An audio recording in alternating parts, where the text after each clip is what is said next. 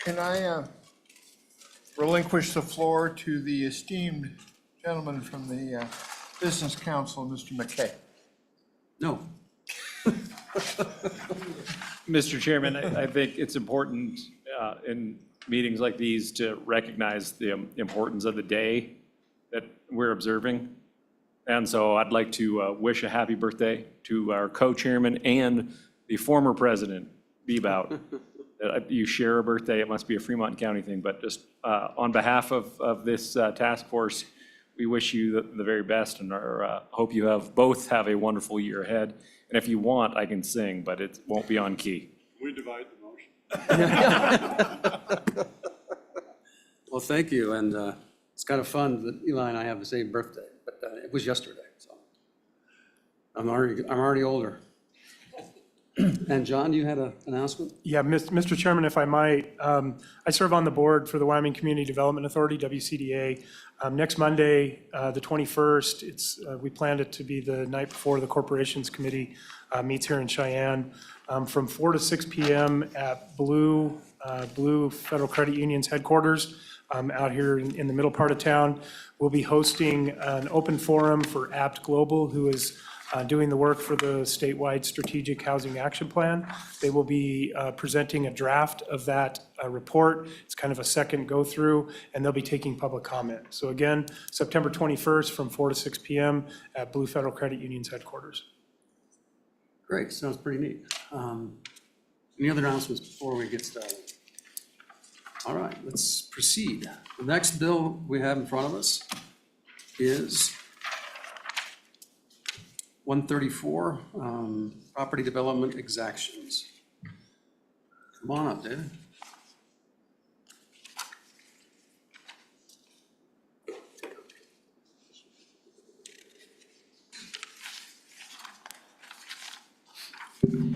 Thank you, Mr. Chairman. David Hopkinson with the Legislative Service Office, walking through 25 LSO 134, working draft 0.8, property development exactions. The committee has seen a version of this previously, but this newest version has been substantially changed from the one that the committee looked at last time. Primarily, it's been narrowed a bit to focus on residential, specifically when you're talking about subdividing for residential purposes, construction or addition, or renovating for residents. So it's been narrowed to that. Previously, it had dealt also with some commercial property. It's changed in that the definitions for mitigation or impact fees has been, I think, cleaned up a bit in an effort to clarify what this draft applies to. And specifically, the draft would now prohibit impact or mitigation fee or exaction or mitigation fees unless they are specifically and uniquely attributable to the costs of mitigating an identified adverse impact. The draft makes an effort to kind of cap those fees, and we'll talk about that here in a moment, and it does create an appeals process.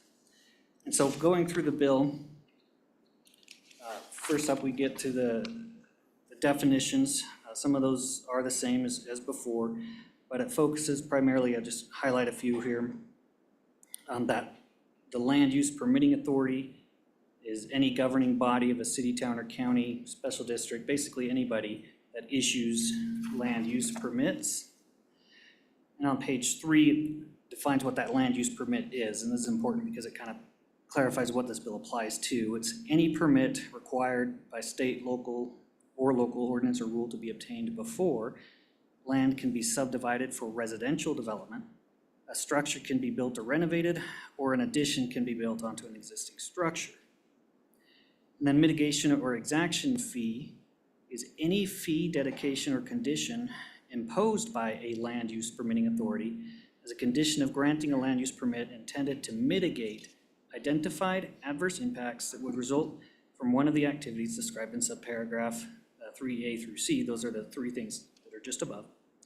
A mitigation or exaction fee does not include fees for government services, and it may be imposed as a fee in a dollar amount to be paid by the developer, or may be a required concession from the developer or landowner. I would note that as a result of the working group discussion, that as drafted, it does require that, well, I apologize, I'm getting ahead of myself a little bit. Let me go back to that. And then on page 4, then we get into residential development, which is constructing, renovating, or building in addition to any structure intended primarily for human habitation. And so then getting now on page 4, we get into where those limits are, and it provides that a land use permitting authority shall not require, as a condition for the issuance of a land use permit for residential development or the subdivision of land for residential development, the imposition of a mitigation or exaction fee unless the fee is specifically and uniquely attributable to the cost of mitigating an identified adverse impact from the proposed residential development or subdivision, and no mitigation or exaction fee shall be required for any structure intended to serve primarily as a single-family residential dwelling that is not more than 2,500 total square feet, or for any multifamily residential dwelling containing only units that are not more than 1,250 total square feet. So that subsection there is lifting a pretty heavy load, but it essentially identifies that when you are wanting a permit for residential development or to subdivide the land for residential development, they don't get to impose an exaction or mitigation fee unless, and I want to highlight this language, is specifically and uniquely attributable to the cost of mitigating an identified adverse impact. That standard is a higher standard than what's required by the Supreme Court, and that came through the working group.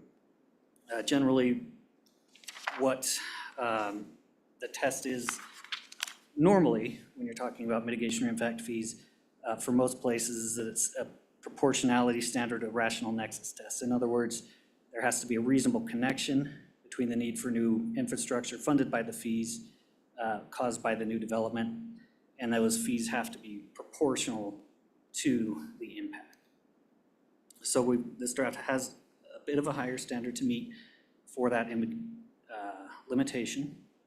And then it has that cap there, or essentially a carve out, that you can't have a mitigation or impact or exaction fee for those residential dwellings, 2,500 square feet or more, or the multi-family residential dwellings, 1,250 square feet. B then provides that no mitigation or exaction fee allowed under subsection A shall be more than X percent, so percent needs to be decided, of the total construction, renovation, or addition cost for all structures intended to serve primarily as single-family residential dwellings. The maximum fee calculated shall not include the cost attributable to the first 2,500 square feet. So that's an effort to create kind of a cap based on a percentage of the total cost for what a mitigation fee could be. And it carves out again that the first 2,500 square feet. Paragraph 2 on page 5 then provides that the same thing, that percentage cap is to be determined for the multifamily dwelling. It doesn't include the first 1,250 square feet of each unit within that dwelling. Page 6, about halfway down a new section there, process and appeal. And this creates that an appeal process for when someone disputes or disagrees with what that exaction fee might be. And it provides or requires that land use permitting authorities provide written notice to the residential development applicant of any mitigation or exactions fee not later than 30 days before imposing the fees. And upon receipt of that written exaction notice, the applicant may request an individualized determination prepared at the expense of the land use permitting authority, which provides an explanation of that fee, the amount imposed, and includes the methodology and supporting data and information used to determine that adverse impact anticipated to be caused by the residential development, and the method of calculating that fee based on the identified adverse impact. Subsection B provides that the land use permitting authority shall provide the completed individualized determination not later than 60 days from receipt of the request.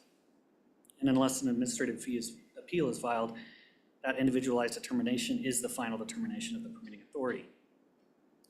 If the individualized determination is not completed and delivered within 60 days from receipt of the request, the fee is waived.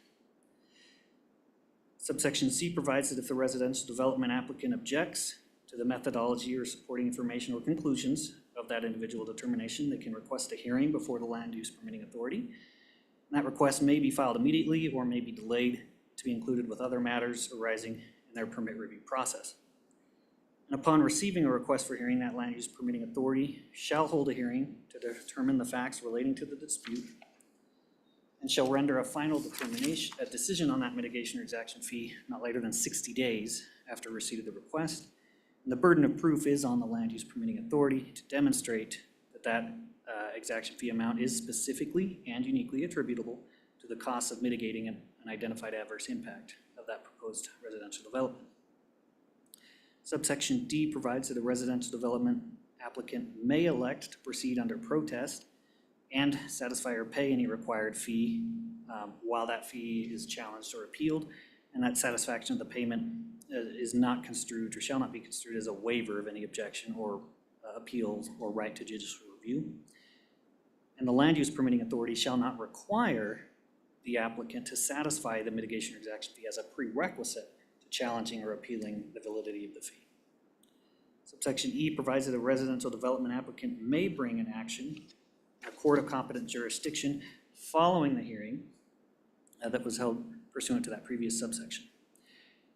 The court shall review the mitigation or exaction fee de novo with the burden of proof on the land use permitting authority to demonstrate that that fee is specifically and uniquely attributable to the cost of mitigating an identified adverse impact from the residential development.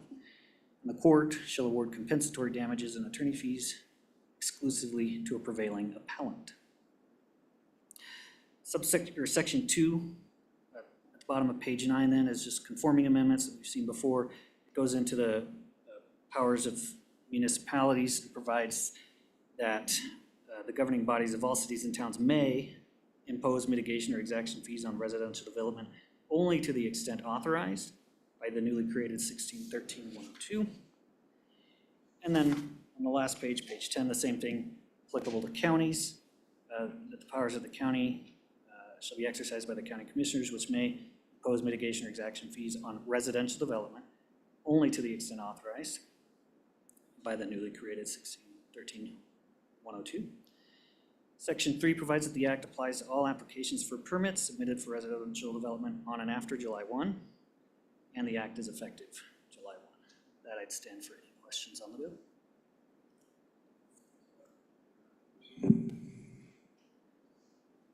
David, it looks like we kind of did the same thing in this bill and the prior bill. On page 3, Romanet 3, paragraph A, we talk about doing subdivisions. Well, in the subdivisions, if you don't build any structure, if you're just subdividing the property and selling the lots, there's no mitigation fee, or there's no the way that we are defining mitigation or exaction fee down below. And so I think that's just something that we missed. Does that make sense? So my understanding, or the way I would read that, it provides, if they are subdividing that land for residential development, because you see that in A there, yeah, on lines 5 and 6. But if there were to be, But how could it be a percentage of cost? well, it's true then that there wouldn't be a cap on the costs as there are for the size of the housing, and that is something that we could add to the bill. You know, that's what I'm wondering about.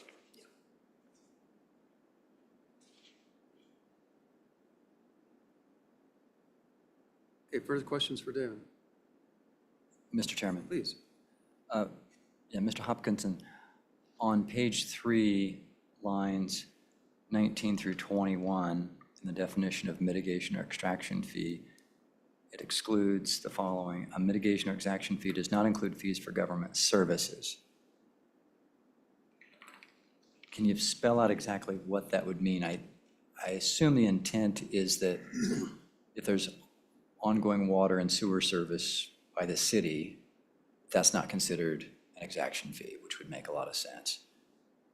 But how broad is this for government services? Is it, I mean, I guess because the government might say, well, part of our services is providing everybody a park across town, and we're assessing you $500,000 to contribute to this new park, and that's a service we're providing for you, or the new golf course, or the new golf course simulator, or whatever. What's your understanding of the intent of that exclusion? What's it supposed to apply to?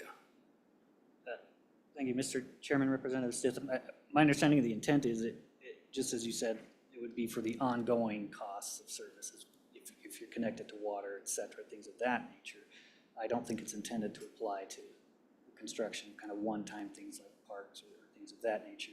We certainly could provide a definition of government services within the bill to clarify that point. And The just intent of the, as examples, if you look at on the that handout that was provided for us, the description on page 4, and it lists 4 different exactions or mitigations that come from Teton County. One is for school exactions, one is for park exactions, one is for a housing mitigation fee calculator, and the other is energy mitigation.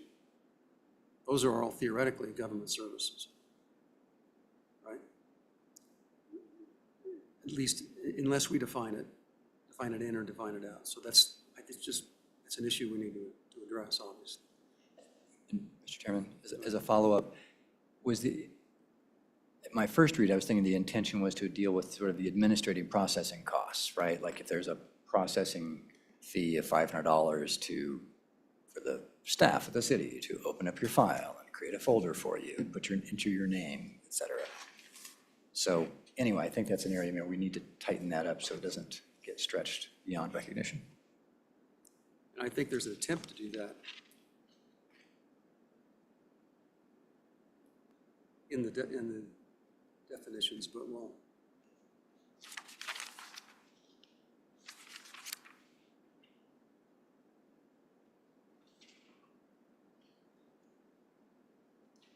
And I think that's part of 4 and 5, right? The page 4 and page 5, attributable costs of mitigating and identifying adverse impacts that are unique to that particular property, in essence. Okay, any other questions for David? Got a hand up? All right, Ms. Napier. Thank you, Mr. Chairman. I guess I'd like to take that line of questioning just a little bit further here. Are we talking about management of utilities as a target for these kinds of fees?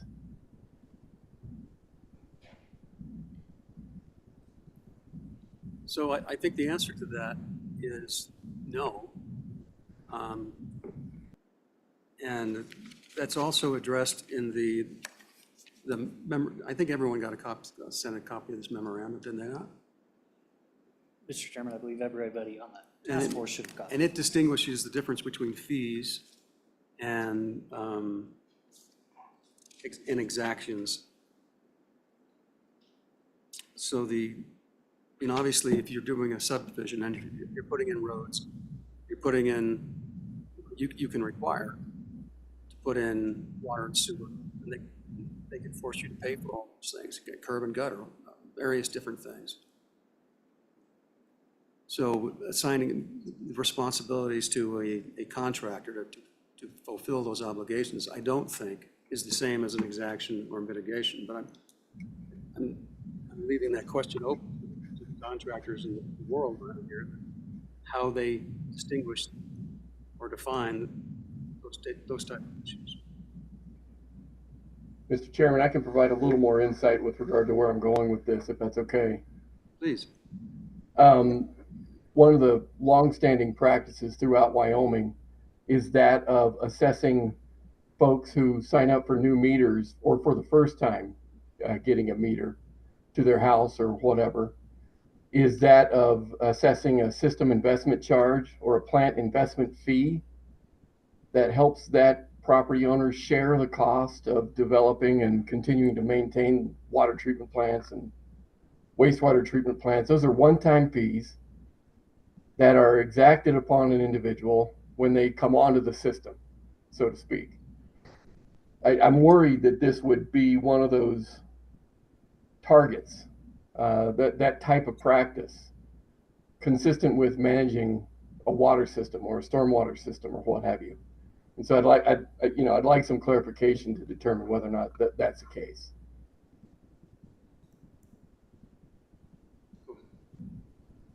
Mr. Chairman, as I read it, that kind of tap fee to be able to tap into the system is kind of your really classic kind of specifically and uniquely attributable service cost of the development. So I don't think, I think it'd be difficult to argue that a tap fee, as long as it's, reasonably related in cost to the use. I don't think it's not the intention of this bill to outlaw tap fees, I don't think. I don't think that's what's going on here. I don't think. Mr. Chairman, Go ahead. and yet the bill doesn't prohibit, those kinds of fees or mitigation or exaction fees. It only kind of provides limitations on their use. And so certainly I would agree with Representative Stitt that I think that kind of a tap fee is arguably within that definition, within that allowed use of the bill, but there's that.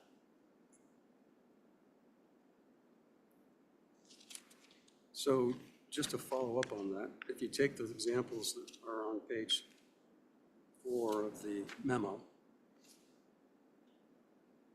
if you have a school exaction, first of all, we pay for almost everything for schools from the state.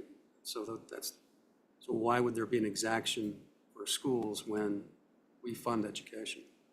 And so where does that money go? So I'm asking the town of Jackson that, if those funds go into the general fund and you can use them how you want to use them, or how do you use it? Or is there a bus service? Once again, those are all reimbursable. So I'd like to know where those funds go from someone from the town of Jackson. If they know, come on up.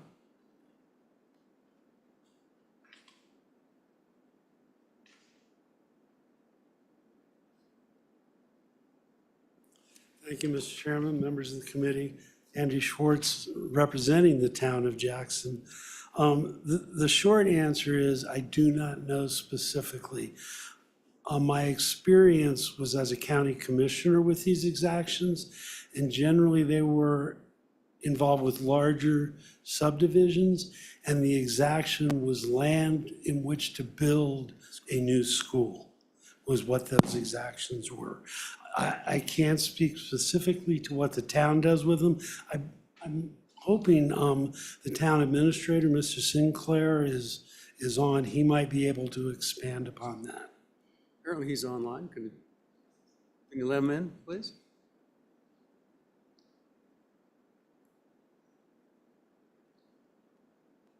Welcome, Mr. Sinclair. Welcome, Mr. Chairman, members of the task force. I believe I heard the question correctly, wondering where the town of Jackson school exactions, what happens to those funds when we collect them at time of subdivision, and those fees are given directly to the Teton County School District. So the town does not keep any percentage of those. They are transferred directly to the Teton County School District to do with as they see fit. And then how do you determine what the exaction is, the amount? Yeah, it's based upon a formula of number of students generated by the type of residential development. So there's a bit of a sliding scale between single family up through multifamily. I don't have the specifics here, but I'd be happy to provide it to you. It's a fairly simple worksheet that creates the number of students anticipated by a new development. And then it times that by the value of land, which was similar to what Mr. Schwartz was referring to, should the school district need to go out and purchase land for a new school. So number of students anticipated and based upon the number of students and then the value of the land to purchase land for a school. But we have not typically in the town, as we don't have large subdivisions. Typically, it's collected through a fee. I think 99% of the time, I'm not sure. There's been an example in the town in my history where we've actually taken land. Thank you. I've a question. Tyler, if you would, so the fees that you're talking about came from a calculation. Was that part of the larger Nexus study that you did on all exaction fees? Chairman Grew, I'd probably say no, that there's one specific for school, there's one specific for parks, and then there's a separate legal nexus study for just housing. So in the town of Jackson, we essentially assess 3 different types of exactions. I'd say it's formula based for schools and parks, and then it's nexus study based for the housing mitigation. Follow up. How often do you, Tyler, go through those calculations and update them? On a regular basis? Is there a time specific? Yeah, Chairman Grew. For parks and schools, I would say we have not gone through that exercise very recently. They're quite dated and they're based on a very low land basis. So I think they are well below kind of the market value of land and are probably well below what it would take to purchase land in our community right now. So those have not been looked at for a while. As it relates to housing mitigation, yes, we do go through that legal nexus study. We went through it most recently in 2022. Before that, we probably are doing them about every 5 years. It's a little bit based upon, how much our community is changing in regards to cost of land, cost of construction, and job generation. But on the legal nexus side on the housing, I'd say about approximately every 5 years. And we've done that since their inception in 1995. It may have been a little bit longer, but far more regular than we have looked at the parks and schools. Thank you, Mr. Chairman. So while we got you on the phone, can you tell us roughly what your housing mitigation fees are? So either is it based upon cost of materials, cost of construction on square footage? And then give us some examples of like 2,500 square foot home, 5,000 square foot home. Certainly, I can go through that a little bit. It might be getting a little bit into my comment, but I guess I'll add now that, predominantly we are assessing housing mitigation fees on commercial development at this time. That's fairly recent in our most recent updates where we're looking at new commercial square footage generated, more so than residential square footage, but we are still assessing a smaller portion of housing mitigation on the residential side. But we did make that shift a few years ago to assess it more on the commercial side, as we saw as that is where the jobs were being generated for the employees that could not afford to live in Teton County. So we switched that from applying it largely to the residential developer at time of subdivision, and I know you asked a question about that, to the point in time when new commercial square footage is assessed.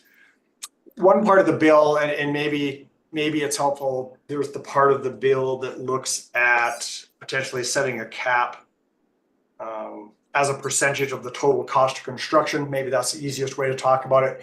When we looked at, at that and maybe trying to give you some indication of what that would look like, if we just use the current town of Jackson fees, I think it'd be somewhere between 2% and 0.5%.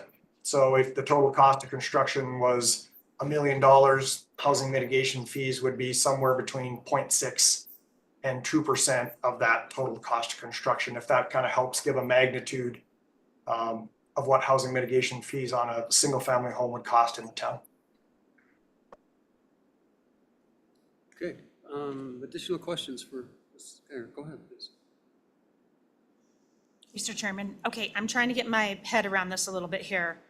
In the bill, it talks about an adverse impact on a residential development or a home being built. So let's just say, for an example, I'm moving to Jackson, I'm building a new house. My kids are grown, so I'm not impacting the schools. Maybe I'm gonna work there, so I'm actually adding to your workforce. And I'm gonna do my own grass, I'm gonna clean my own house. What is my adverse impact gonna be for the mitigation fees that you're gonna charge me? Thank you for the question, Senator Jones. Good question. Maybe I'll back up and then specifically ask it. So really what we're looking at in our Nexus study is total job generation, based upon the construction of your single family home. So it would start with the laborers needed to construct that home. It would also include the life safety, fire, EMS, and police necessary to provide you those services in the community upon construction of your new home. Then we would look at maintenance, landscaping, and plumbers, which I think, kind of as examples of, how many of those jobs are created by the construction of your new home. So we first get that number, total number of employees generated. Then we look at the average wages, and we only assess mitigation on those individuals that cannot afford to buy a home here. So it's not all, if construction worker was making over the amount of money necessary to buy a home in our community, we wouldn't mitigate for that. It's only for the folks who cannot mitigate for that. So that's kind of the complete package, Senator Jones, and hopefully that helps.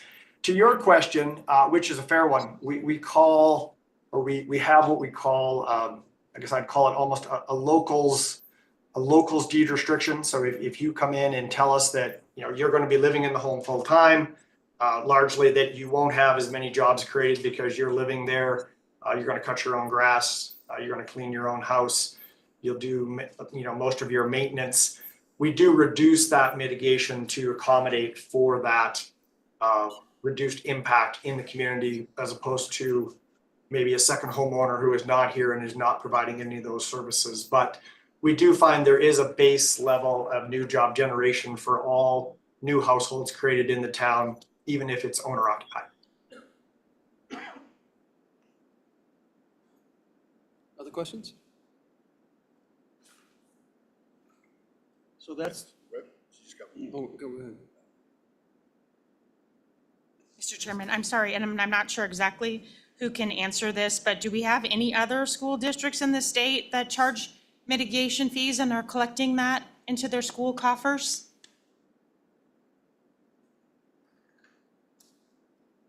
I think we tried to find that out, and the answer would be no. Unless there's not in terms of an exaction.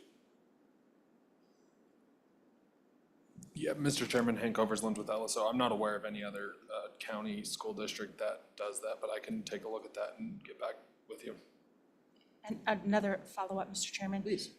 Do we do any adjustments for that then? If Jackson's collecting extra fees, do we adjust on the fees that we give them from the state? Not yet. Oh, no, I'll answer that. No, we don't. We actually pay the full, last year we paid the full $80 million extra as a recapture county to the state to go to every school district, including those in Sweetwater County. Thank you.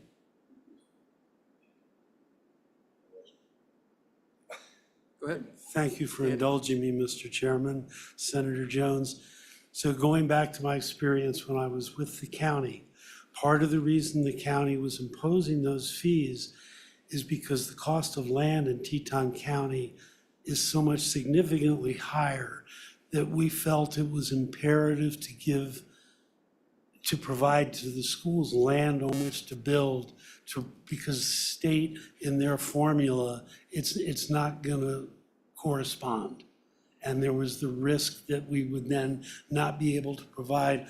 It was particularly for elementary schools in specific locations based on new development.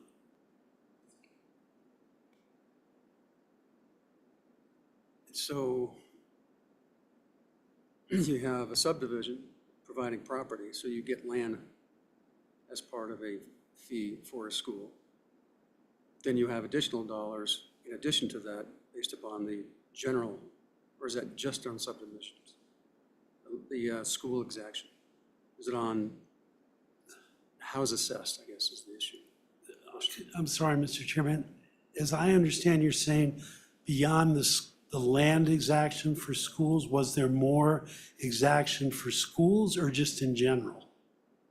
Oh, There would be no more exaction for schools, but the other exactions, because we do the nexus study, I mean,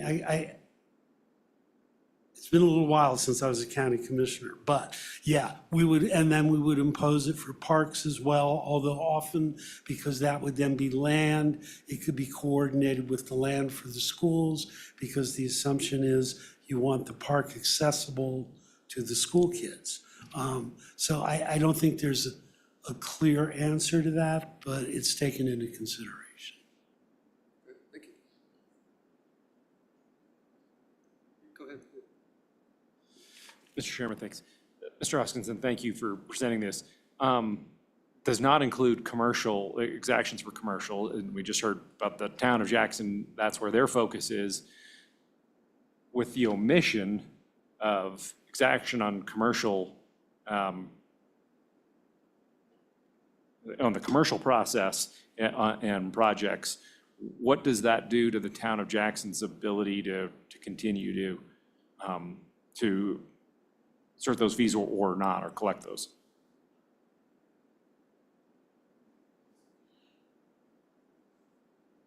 Mr. Chairman, Mr. McKay, yeah, this draft, as was mentioned, does only apply to residential. So for commercial properties, you'd still be looking at those limitations as far as what the Supreme Court has put in place, that it's got to be proportional to the costs, and that there has to be a nexus between the impact and the new development.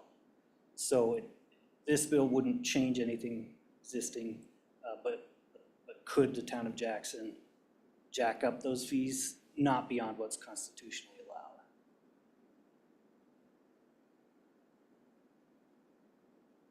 So further questions? Any other questions for Mr. Sinclair? I do have one question, if you're still there. You said 0.6% to 2%. And then, so explain that, how do you come up with the variations? If you could. Thank you, Mr. Chairman.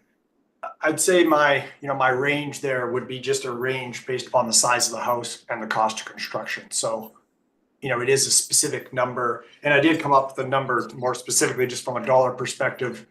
A 2,500 square foot house would be assessed about a $17,000 housing mitigation fee, for that size of house. But the range I gave you again was, more just to accommodate the different size of house, and cost of construction and cost of land is also factored into that, which obviously varies.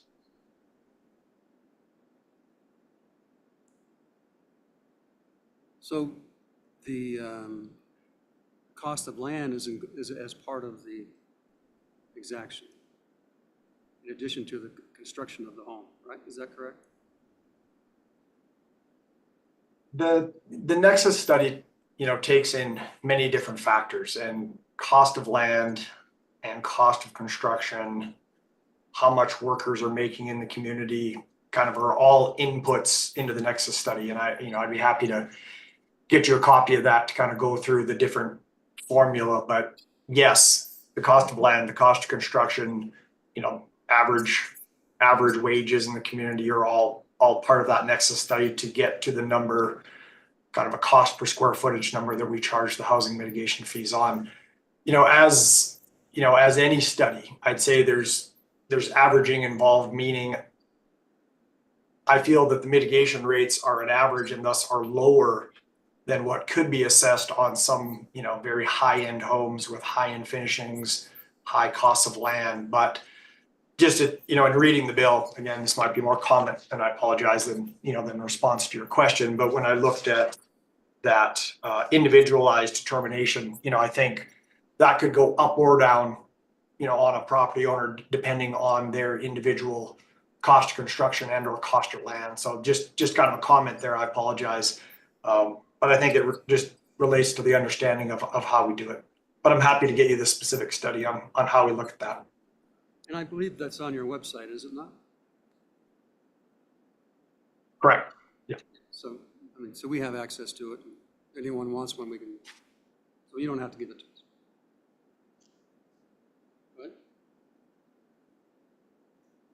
Mr. Chairman, thank you. Mr. Sinclair, so that context of the 2,500 square foot house, in the town of Jackson, how much does a 2,500 square foot house cost? Not a real estate agent, but probably at least $2.5–3 million for new construction. Might be more than that.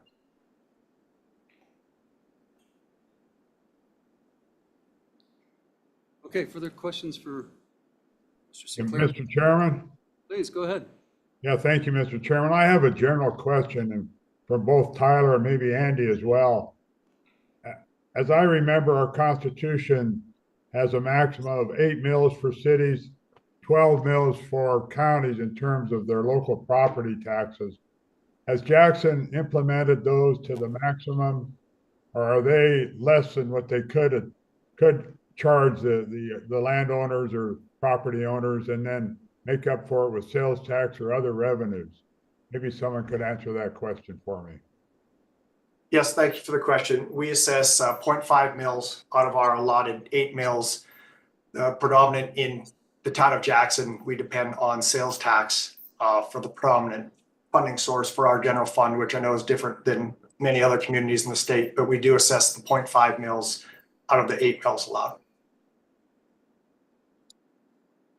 Well, then, Mr. Chairman, my question is pretty obvious. If it's 0.5, rather than trying to have these exaction fees on new construction, why don't you charge more for the existing? Or is that something that you've thought about? Or obviously those that are there are not going to like it. Seems to me that if you're going to promote building, that might be a way to do it rather than the exaction fees.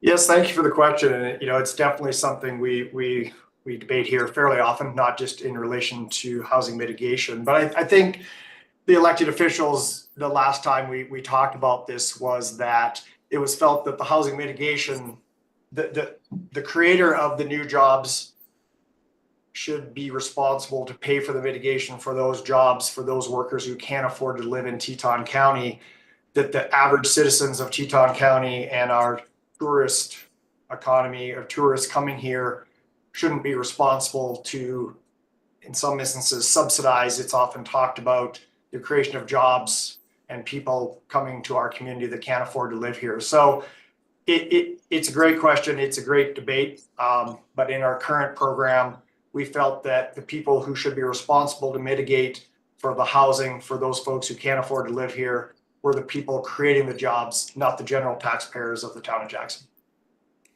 Well, then, Mr. Chairman, the obvious question to that, or the answer to that, is more sales tax, because that's paid by people that are coming in and getting more services that you're providing than maybe the local ones are. So why not look at that as an avenue for increased revenues rather than taxing these exaction fees on new builders?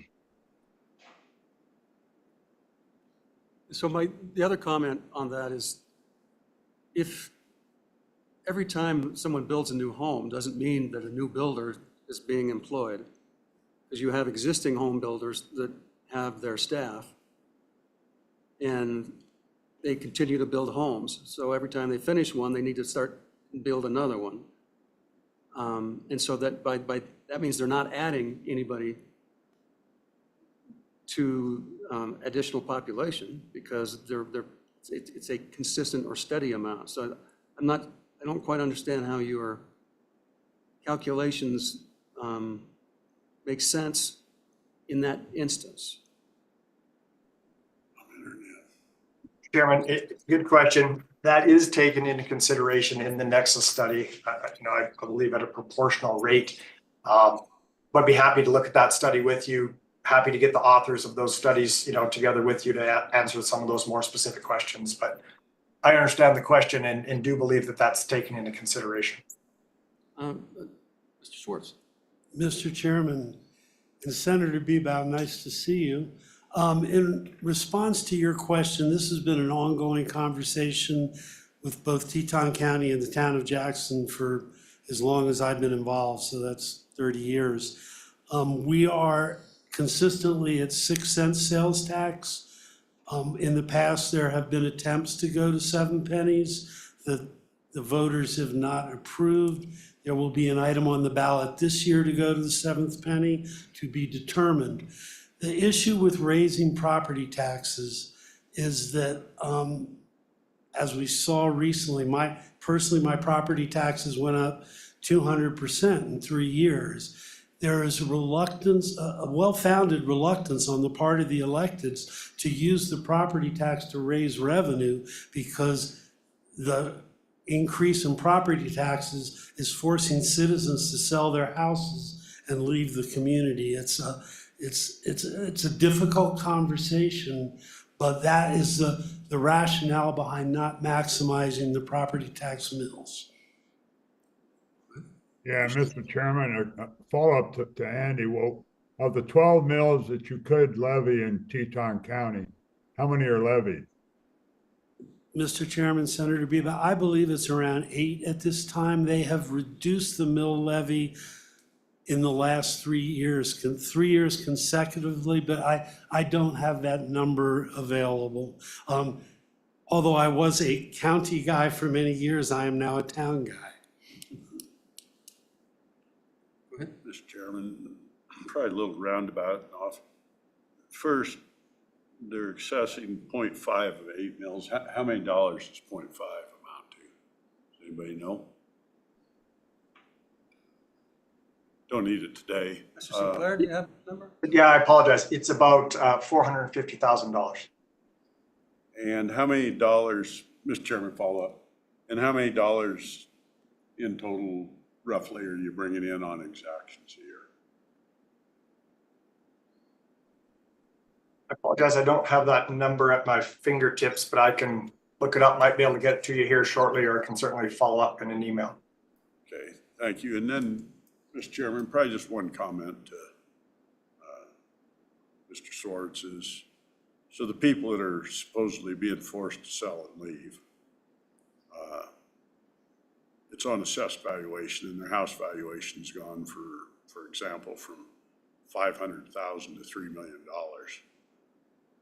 Does anybody encourage them to either use some of the programs the state has or to actually take a loan out on their house and stay in it? Because the rate of increase in value almost statewide, and I hate to bring this up because it's going to get darts and rocks thrown at me, but when you have a piece of property that goes up by 8 or 10 times in value, sometimes you take a mortgage out and go backwards a little bit, knowing that my guess is part of the people that are selling may have remorse 5 years from now, because if it continues on the current pace, it's probably worth 40 or 50% more. And I think it's a bit disingenuous for people to claim they're being taxed out of their homes when actually the value's going up way higher than the tax bill is. Mr. Chairman, Mr. President. Softball. It is a softball. I am not, Senator Guru will back me up on this, I'm pretty sure. When I was a representative, I got a lot of phone calls about that. And I would suggest to them that A, there is a property, and this was when there was only the state property tax refund program, but there was a program in existence. Now, of course, there's many more opportunities to alleviate the tax burden, but I would suggest to them that yes, you could get a loan, and then it was 3.5%, and your house is appreciating at 10% a year probably, because that is about standard in Teton County, somewhere between 8 and more than 10% sometimes. I hate to talk about older people because I am one, but many older people are very reluctant to take out loans. And I think part of the reason is they fear that when they die and they pass that home on to their children, that now that house is encumbered. I tried to explain to them and convince them otherwise, but that was their thought process. Mr. Chairman, the Teton County mill levy is 6.879. And the one thing I would say about trying to transfer from exactions to property taxes, that I think the burden, you're saying that the burden of the impact of a new home should be borne by everyone else in the county rather than the person who just built that property that created the impacts. So if we're saying a piece of construction, let's say it's a new commercial retail building, creates a demand for 20 more new employees, should we be taxing the already existing homeowners to pay for that impact? Or should it be an exaction based on the person who built that new office property?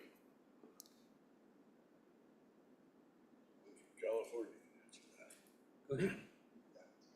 Mr. Chairman, so your mitigation fees are based on income, some of them for the brand new houses. Is there any distinction between Wyoming residents and second homeowners?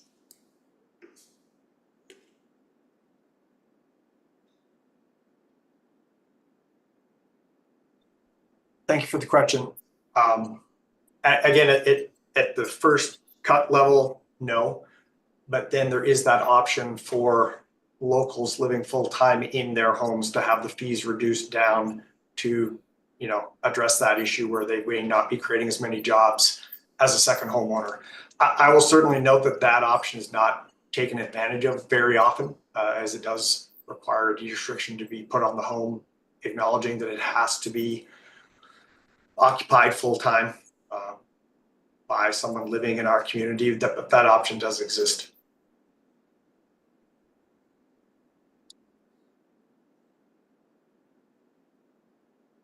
Okay, any other further questions? Mr. Sinclair? Okay, any other public comment? Go ahead, Ian. Thank you, Mr. Chairman. Since I'm already here, I will repeat. I am Andy Schwartz. I represent the town of Jackson. And these comments are about the bill per se and not the general discussion we've been having. The one, and I'm still not, you've all talked about what this bill actually addresses and whether it's just for residential, it's a mitigation on housing or the other exactions. And I appreciate all the conversation, but I think the bill needs to be more clear. I've never been the greatest bill reader in the history of the legislature, but I'm not bad. And we tend to often create statutes that we have to clarify later. And I don't think that's a good practice. So it is my hope that as you go through this bill, you can make it very clear exactly what exactions we are talking about and whether it's just housing or all of them and whatever. You all have acknowledged that. I encourage you to pursue that. The other item that came to my mind when I read this is where you put in the square footage. And this is going to apply statewide, $1,250 for a multifamily unit, $2,500 for a single family house. But as I think you heard, in the town of Jackson, a 2,500 square foot house is not a house that will be available in new construction to a member of the workforce. I mean, if you had $1 million to put down on it, your mortgage is still going to be $1.5 million, which is roughly $10,000 a month. And that doesn't count insurance and property tax.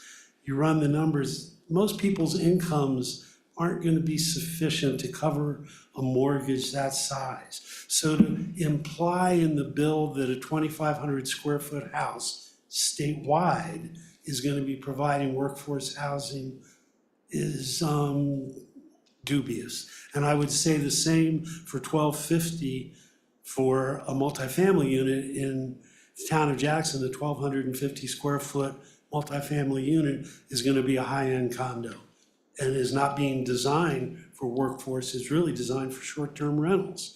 So I think in some capacity, this bill needs to consider those variations around the state, because my assumption is in areas like Park County and Sheridan County, they are headed down that path.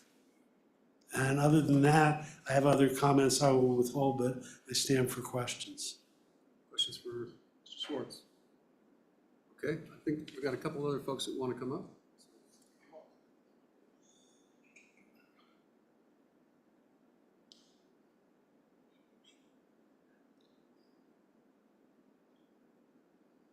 Welcome back. Thanks for having me. Chair Melissa Ruth, local planner and WyoPass president. I'm going to speak a little bit in regard to some of the conversation that was had as someone who did leave Jackson because I could not afford to stay on 2 professional incomes with family that was also forced to leave Jackson because of taxes. So the discussion surrounding valuation and taxes versus exactions are 2 very different conversations. Property taxes, again, as people have mentioned, apply to the whole community. If you have a property in town, whether you are a low-income person making under a certain amount, or if you are a millionaire and that is your 4th home, you're paying taxes on it. So you're impacting those that you're saying you want to build housing for those low-income folks. Exaction fees, as people have said, focus on new development, new construction. There's a difference there. There's a reason that there is federal guidance and case law regarding what can be done for exactions. We just saw another court case come out of California about what can be done about limits on exactions. But when you add in numbers like a maximum percentage that can be charged based off of the value of a property or construction, you are implementing an arbitrary cap. It's not based on anything, it is just a straight number. Whereas the Nexus study that has been conducted by Jackson and Teton County, which is not unique, multiple other resort communities throughout the West have done this. Vail has a Nexus study and an exaction requirement. So does Breckenridge, so do other resort communities. This is not a uniquely Wyoming issue. It is a resort community issue. It's also a national concern about housing. When you implement a hard number that is not based on any contextual grounds, you are opening yourself up for other conversations. Speaking about Teton County's exaction specifically, if you're looking to create a bill that limits what a certain community can do, this bill is going to make it harder for people to live in Teton County. It doesn't solve the problem. Mitigation fees are not the reason people are leaving the county. They're leaving anyway. Young professionals are leaving because we cannot afford to stay.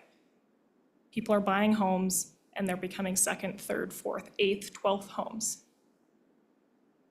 Mitigation fees don't address that because unless they're new construction, that's not what this is addressing. One of the things I've done recently a lot is speak to other communities, especially nationally at planning conferences about housing and some of the pretty incredible grounds that Wyoming and specifically Teton County and Town of Jackson have made for housing. They've built units. A lot of other resort communities that are struggling with housing have not built the sheer number of units that Teton County has. So to take away a tool that is working is something to consider. I understand that the numbers are high, and it's a concern to look at how much a new construction unit would pay in mitigation fee, but the land in Teton County is far higher than it is anywhere else. Someone has mentioned a 2,500 square foot home. I live in a 2,500 square foot home here in the county. We were able to purchase that during the height of the pandemic on 2 professional incomes. There's no way that you could purchase that home in Teton County in general. So adding specific numbers at a state level that are going to apply not just to Jackson and Teton County, but again to small rural communities like Campbell County, Cheyenne, Laramie County, these are very, very different communities. They have different regulations, they have different contexts, and they have different demographics. Something to consider. I don't know that this bill is going to get more housing built in all reality. I'll stand for any questions.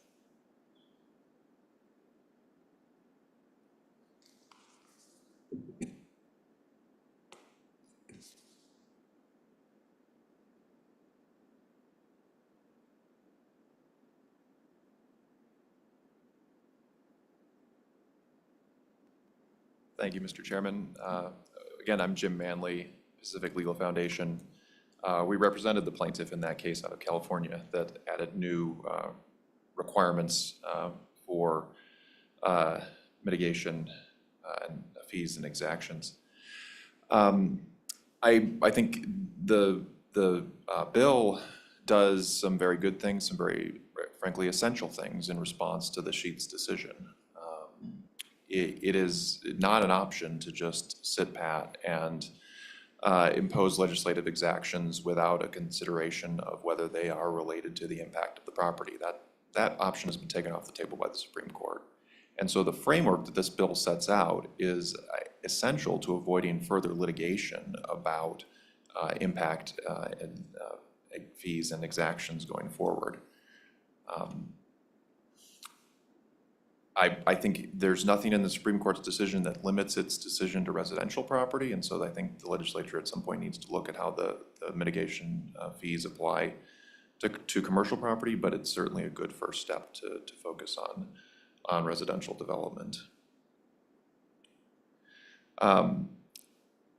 In terms of the carve-outs, I think the committee should look at those separately from the framework that the bill sets out. The framework that the bill sets out for determining how mitigation fees will be determined, and then sets up a system to assess whether those fees are actually related to the impacts of the development. I think those two components are essential.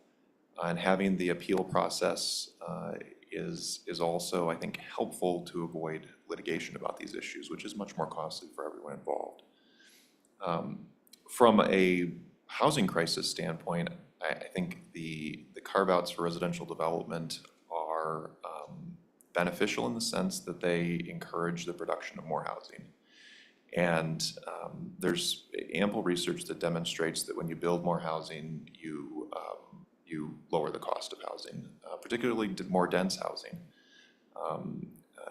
And so to make it more affordable to build housing is going to result in more housing and will eventually result in a reduction in the cost of housing. Part of the problem, as Mr. McKay mentioned earlier, is that there is a deficit of housing. There's research from the American Enterprise Institute that suggests we're 20 years behind building housing in this country because after the financial crisis, we more or less stopped building. And so we're playing catch up. And so anything that can be done to reduce the cost of development will help to bring the scales back to level. And the carve-outs in this bill help to do that. But I think regardless of that piece of it, the other parts of the bill track quite closely to what Pacific Legal Foundation has suggested is essential after the Sheets decision. I think it'd be a great improvement to public policy in Wyoming to pass a bill along these lines. Thank you, Mr. Manley. Based on, you have a lot of knowledge on this subject, and I appreciate that. I appreciate you being here. If this bill were to pass in its present form, based on your knowledge in the situation, how many more houses do you think we could expect? Well, Mr. Chairman, Senator Groh, I'm not qualified to answer that specific question. I don't know. What I can tell you is that that a framework like this for determining impact fees on an individualized basis is essential after the Supreme Court's decision. That doesn't mean you can't have impact fees, certainly, but you have to they have to be related to the actual impacts of the development. Thank you.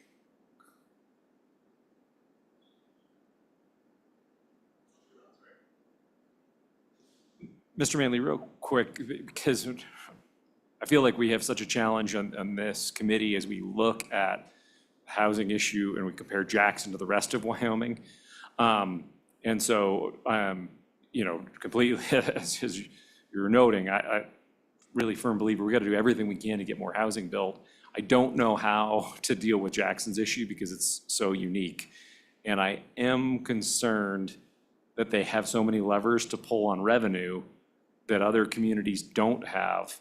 So if they want to subsidize housing there and build denser and have it be deed restricted, they could pull a different lever. So in your experiences elsewhere, have you seen if there's a reduction in exaction fees, are communities pulling a different level elsewhere, especially in the West where you work, and putting that other revenue generator in place to just do the exact same thing, but just have the source be different and get themselves away from the Nolan-Dolan test?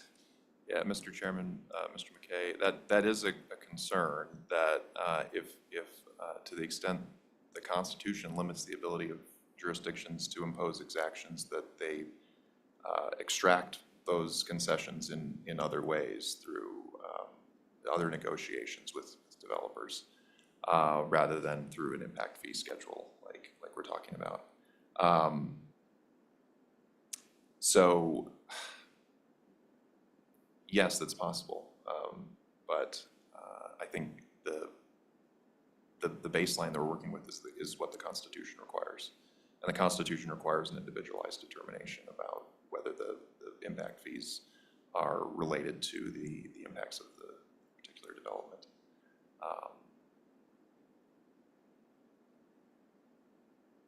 But again, I want to emphasize, this bill doesn't eliminate impact fees. It just requires them to be calculated on a constitutional basis.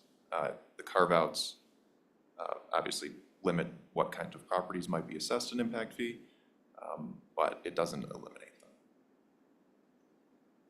them. Mr. Chairman, while you're here, we can ask you, do you see any problems with the current approach in Teton County and in the town of Jackson with how they are assessing exaction fees and using them?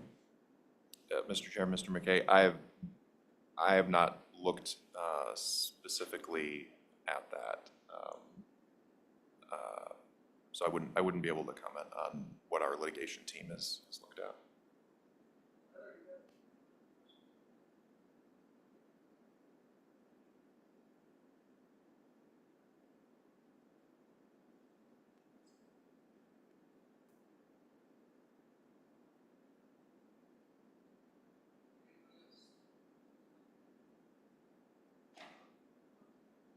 Thank you.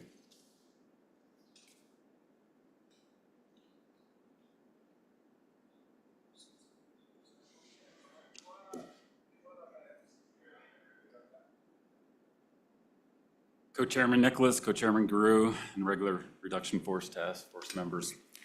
My name is Michael Cooter. I'm the president of Cooter Enterprise. We own land within the town of Jackson, operate a fourth generational hotel property that I want to upgrade, modernize, and redevelop. We are not Ritz-Carlton, the Namagani, or Four Seasons. We are incredibly hardworking Wyoming Main Street business owners and small business family operation. What I face is not simply competitive for the big, hardworking Wyoming names. I love the competition as well as equipped to go give our guests exceptional experiences. As long as a level playing field is fair. But I face a black hole of local government regulations that will put me out of business and threaten to make my longtime property rights a standard asset. This is about the other words, moratorium and mandates. Right now, a moratorium is in place in Jackson, preventing my Main Street business from proceeding or even being planned for the future. Right now, the town of Jackson is working to rezone property in its lodging overlay where hotel use are extremely permitted. To prevent large hotel operations, they are doing this to combine and capping the building size of hotels 50,000 square feet, even though Jackson will still allow two 50,000 square foot buildings to be built right next to each other. The town is trying to pick winners and losers among hotel owners by throwing the hurdles in how hotels get built. This is not proper use of zoning. It will be all my family can do to redevelop and bring our business forward for future generations. The extreme expense of one building, plenty daunting, but now I have to build 2 buildings, maybe 3. I'm the little guy, the independent, the hardworking family, and opposite of the international hotel chains and private equity groups that want to blink an eye in Jacksonville's costly overlay and land development regulations. But if you're like me, believe in Wyoming small business, and if you're like me and believe in Wyoming's Main Street, please help. Wyoming values limited government and local control in 90% of its cases is the right way. Local control is great until it is out of control. And when it's out of control, we have no other avenue of raising help but to this task force and the legislation. Thank you. I'll take questions.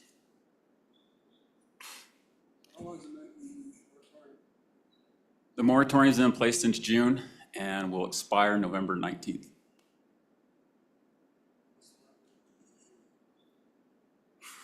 Got a quarter?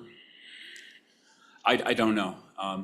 Maybe Mr. Sinclair can answer that question. But honestly, zoning cannot mandate building size. If the buildings can be adjacent, I mean, it just doesn't make sense. And you're talking about the revised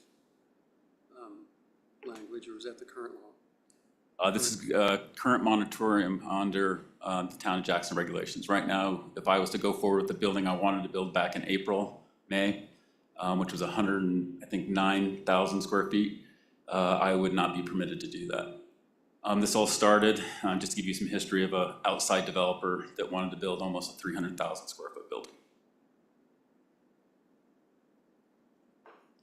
Any questions for Mr. Cooter? Go ahead. Mr. Chairman, Mr. Cooter, are you aware, if your project were able to go forward, are you aware what the mitigation or exaction fees might be for your project? I am.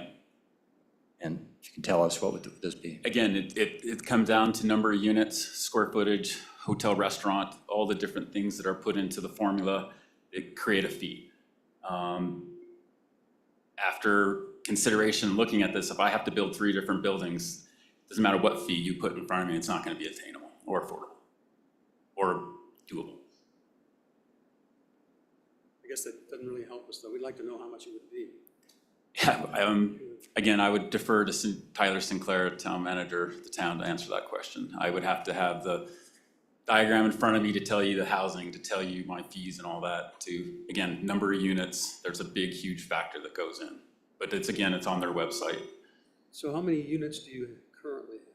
Currently, right now, we have 34 units and 40 RV spots. We are, again, we've been in business for 95 years in Jackson. We are a block and a half off the town square. And we have been trying to do something for many, many years. We actually tried to sell this piece of property and we're unsuccessful in doing it. So we're here today to try to protect and keep our rights to have 1 building, not 3. Mr. Chairman? Please, go ahead. Yeah, Mr. Chairman, question, and thank you for coming forward and testifying. And you've been in Jackson a long time. Give me a little time frame. When did this all start happening with what I would agree with you on is over consideration by the town and what they're expecting out of you? Did this happen in the last 3 or 4 years? Has it been a gradual thing? Is there any time frame when all of a sudden here it is and you've had to deal with it? Thank you for the question, Mr. Bebout, Senator Chair. This has been going on forever in Jackson Hole. Honestly, it is getting harder and harder to do anything in Jackson Hole. If I wanted to build all housing on my property, I would still take forever to get it through. I would spend almost the exact same amount of money, and I would still have to fight everyone else other than the town politics. And that's just my personal opinion.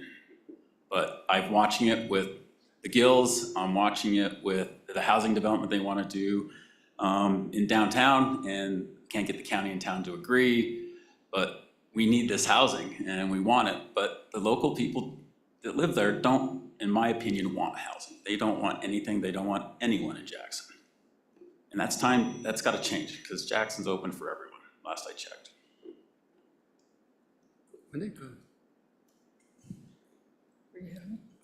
Thank you, Mr. Chairman. So, sir, yeah, I appreciate your testimony and for making the trip down here. This bill in its present form, do you feel like this would be the magic pill to help you be able to move forward with your business? Or what are your thoughts on the bill? You know, as for the bill, I think it's a start. But again, the difference between Teton County and the rest of the state is night and day. We face such different things, and trust me, I would love to build the exact right amount of housing that needs to be built for a hotel for 100 units. I would like to see the housing be put in place, but it's not going to get easier in Teton County. It's going to continue to get harder and harder, and I'm going to be forced to sell. I'm going to be forced to be taken out of Jackson Hole, and I don't want it. My kids are fourth generation. I want them to own it someday. I want them to have the opportunity to live in Jackson. But we face a different animal than the rest of the state. And because of the resort, because of the community, it's a blessing, it's also a curse at sometimes. I hope that answers your question, Senator Schuler. Okay, further questions? Mr. Chairman, Mr. Kudar, thanks for making it up this way. I mean, again, we live very far, and I appreciate you coming down. Do you think, so I mean, based on your testimony, are you saying it's your opinion that the town made the wrong choice to deny that 362,000 square feet proposal? Representative Yin, Chairman, that developer, in my opinion, tried to build something that just isn't what Jackson Hole is. Basic hotels in Jackson range from the smaller boutique hotels of 30, 40,000, and the average hotel 100 plus or anywhere from 75,000 to 120,000 square feet. So to me, that is the range of a hotel that needs to be built per the market, per what was done in the past. But for them to tell me I have to now build exactly 2 buildings right next to each other that cannot access, that has to have 2 walls, it's uncalled for. And again, like I said, if the buildings are adjacent, it shouldn't be that way, in my opinion. Does that answer your question, sir? Mr. Chairman, thank you for follow-up. So you're saying that there is a size limit that is appropriate, but it's just not, right now the town has it at too small, but the Mogul Capitol building was too big. I think if the town stays on this course of having to have multiple buildings built one another, they're not achieving what they want to achieve. We're talking about bulk and size and how buildings look next to each other. If you look around the square, you'll see how buildings are different ownership and they all look different, correct? But they're telling me that I have to own 2 different buildings but can't access or use them in the way. And to me, that's not good zoning. It's bad. It's wrong.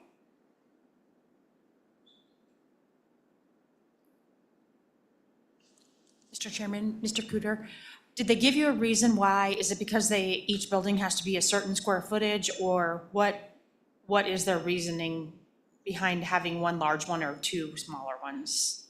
Senator Jones, Chairman, in my opinion, they feel that 50,000 square feet is a big enough building in the town of Jackson.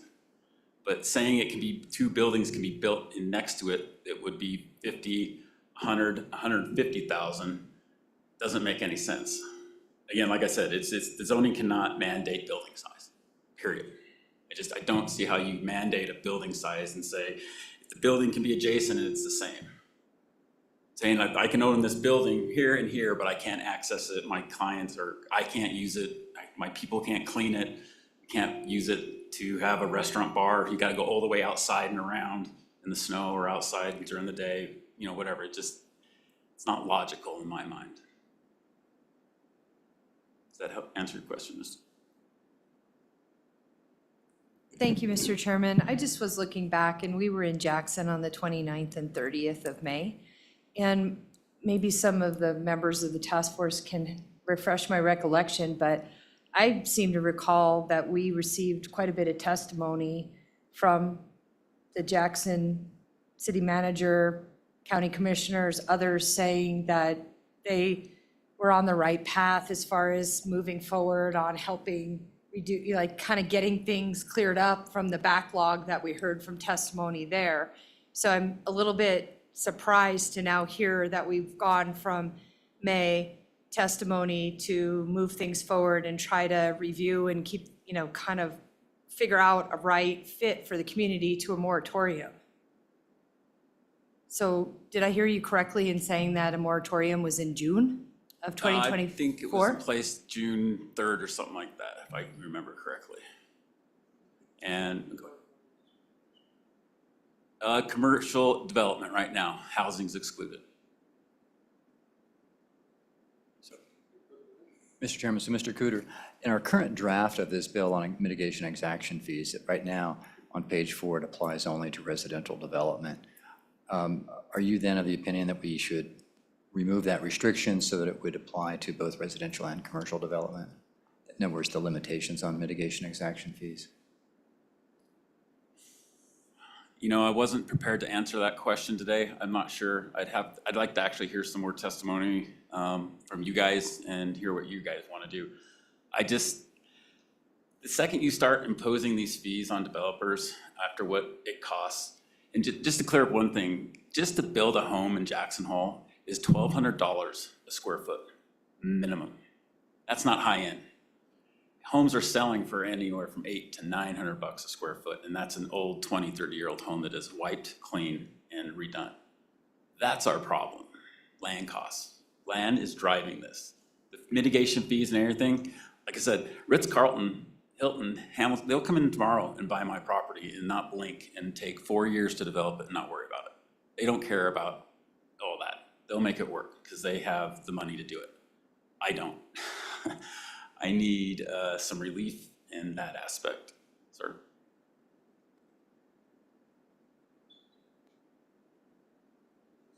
Thank you. Honorable co-chairs, committee members, I'm Todd Fieser. I'm the Assistant City Manager from Laramie. Appreciate the opportunity to be here today and talking to your bill that you're reviewing today. I think the definition of government services, as you've talked about, is pretty important. It's interesting to see that park exactions came up. For the city of Laramie in 2010, they passed a park exactions fee. And then in 2015, they passed a Parks and Rec master plan. They've even included the provision of parks and recreation in their municipal code.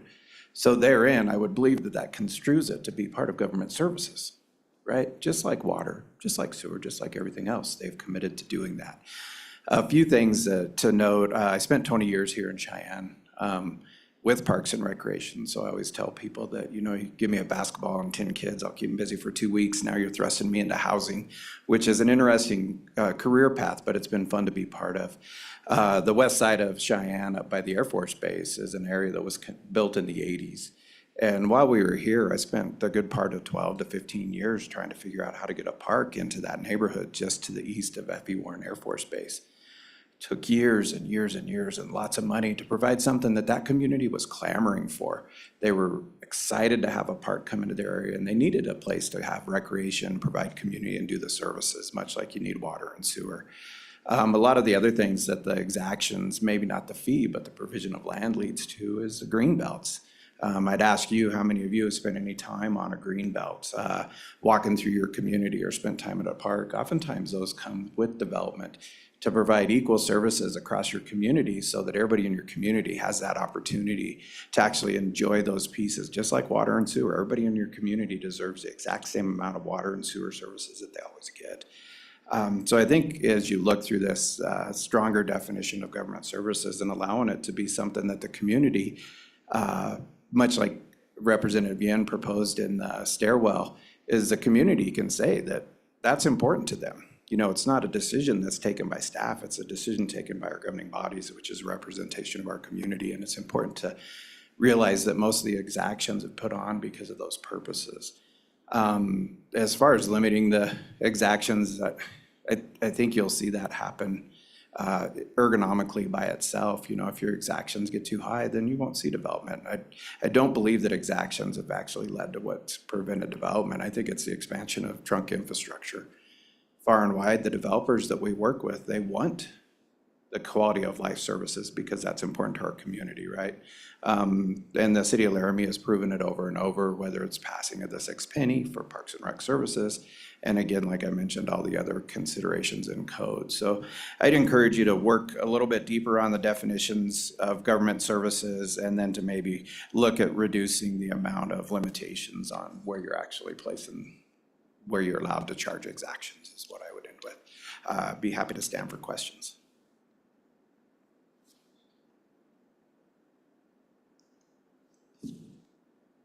Mr. Feaser, thanks for being here. So as you read this bill and you've looked at it, do you think it impacts the way that Laramie would proceed with its exaction fees? Honorable Chair, through you, I think as long as there's a provision that government service, the definition of what constitutes as government service, I think is what's going to be important. And I think that's where it leads to some ambiguity.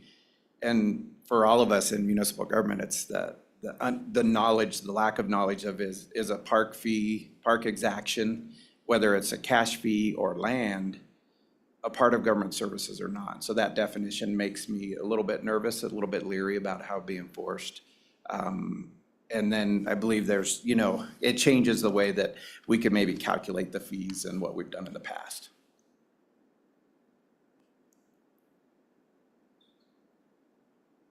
All right. Thank you.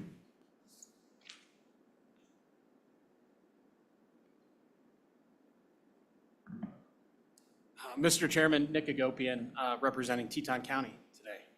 I'm here to speak on 25 LSO 134, the limits on exactions and mitigation fees.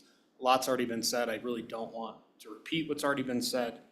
I agree with Ms. Ruth's comments starting on page 2 or on page 1 of the bill in the individualized determination. I think seeking a narrower definition that's already been offered by the Supreme Court in this place is problematic. And so as you are thinking, as the committee has identified at the start of the day, these bills are a work in progress and we're here to make them better.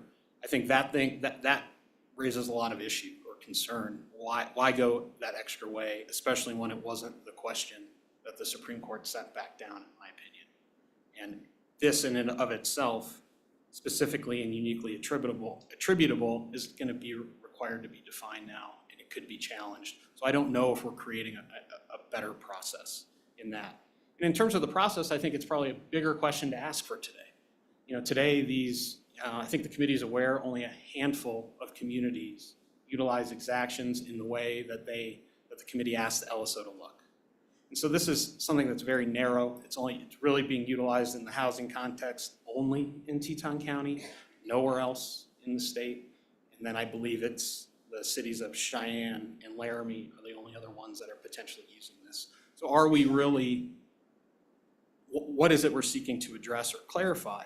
And without it having been challenged here in the state, we're operating under the assumption that it's part of our powers as a county. I think the question to ask, and I think we heard from the Pacific Legal Foundation, is do you want to put in a framework that spells it all out for impact fees, mitigation fees, and exactions? And other states have done that and offered clarity for all parties involved on a statewide level by putting that framework in place. This bill in front of us today just has a single fee without designating or I guess it attempts to designate where the purpose or identify, but it only calls into question the application of exaction fees on residential homes. And so I think the question was asked, would it impact how we assess fees on, how fees are assessed on commercial properties? Likely. In Wyoming's Constitution, under Wyoming's Constitution, our statutory construction, does it call into question the county's ability to implement exaction fees on commercial properties if it's not enumerated where it is elsewhere? And so I don't know if the answer isn't black and white, but these are questions that we need to look at.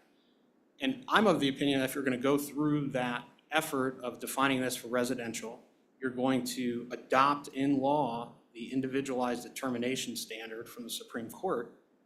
Why wouldn't we create the same process for its application across all things, right? And so why leave it just to residential and not include some of the commercial? Or why do you need to act at all when we haven't seen a challenge to the authority? Yes, that's true. But in many other states, this can spell out the process that we want to see. You know, I mean, if there's concerns about it. So those would be my comments. The county continues to want to participate and provide input. And we would hope that the committee has been open. The draft in front of you today represents a positive shift, a move in a positive direction, simply by adopting the 2,500 square feet. We heard the discussion about the cost in Teton County, but today that's the exemption that the county has put in place. And mitigation fees are only applied on the square feet above 2,500. And so that's, so when I say it's moving in the right direction, that's one of the instances that I think it is.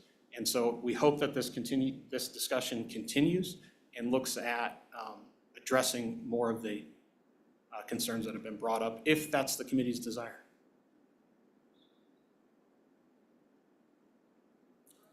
Thank you.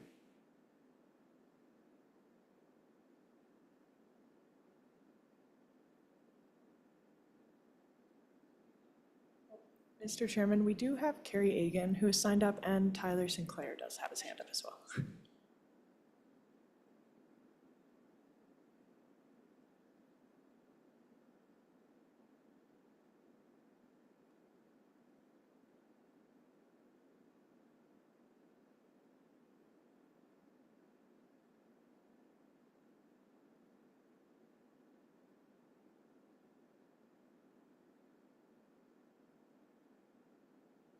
We have a motion on the bill. Move the bill. Moved and seconded. Discussion. Any amendments to the bill? Go ahead. Mr. Chairman, on page 3, line 21, after the word government,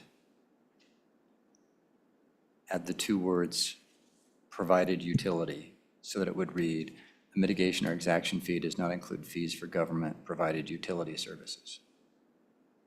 If I can get a second, we can discuss. So, Mr. Chairman, the purpose of that is because I think the phrase government services is so broad that it really could swallow up everything else, so that nothing would be considered a mitigation or impact fee, and they would say everything's a service, whether it's police or parks or anything the government does. So you're just contributing to services, and that's not a mitigation, and it would kind of swallow up the intent of the bill. So in an effort to try to make sure that we're not trying to prohibit the government on the one hand from collecting tap fees to tap into the water system for houses that are 2,500 square feet or less, and to also make sure that we're not just having a general exclusion. I think adding the words, limiting it to utilities that the government provides is a way to narrow that. I think there are other ways to skin the cat too, but that's a suggestion. Any discussion on the amendment? Proposed amendment? Seeing none, all those in favor say aye. Aye. All those in favor raise their hand. That motion passes. Any other amendments? Please. I guess I would make the motion then to include commercial, at least for discussion, so that I guess we would need to have conforming language added throughout this bill to deal with that. So if we get a second. Second. So how would that then, how do you want to deal with square footage, or do you? It's a great question, Mr. Chairman. I think when we were in Jackson, we heard from a local small business owner who was really struggling with this provision. And then also just today, we hear from another business owner, a longtime business owner there, we're struggling with this. And so I don't really know if I have the answer, but I just think that right now from the business sector, if this bill is going to help provide clarity after the Supreme Court decision, then I think we need to talk about adding commercial somehow, some way. And I don't know if there is a square footage number. It seemed like there was some sort of discussion in Jackson where we maybe wanted to not have the, to look at the smallest businesses, but now here I think we're talking about, again, what would be a larger business square footage wise that's struggling as they look forward to stay in business. And I don't know that exaction fees are the fix, but I would just like to at least have the committee discuss that. Mr. Chairman? Go ahead. So, yeah, following on what Brenda McKay just said, I think that you could simply on page 4, lines 26, 27, and 28, you delete the phrase "for residential development" that appears twice, so that it would just say condition for the issuance of the land use permit or the subdivision of land, then the imposition of mitigation. And that's the only change you would have to make. And if you wanted to, you can just keep the 2,500 square foot residential exception. There just wouldn't be a 2,500 square foot exclusion for commercial. So I think you'll only have to change 6 words to accomplish it. Mr. Chairman, would that continue on into top of page 5, where it's in lines 2, and then potentially in line 5, you add single-family residential or commercial that is not more than 2,500 total square feet or multifamily? Mr. Chairman, Mr. Massey, thank you very much. So on page 5, line 2 would require the deletion of the word residential, but you could keep the word residential in line 5 because that's dealing with the 2,500 square foot exclusion. So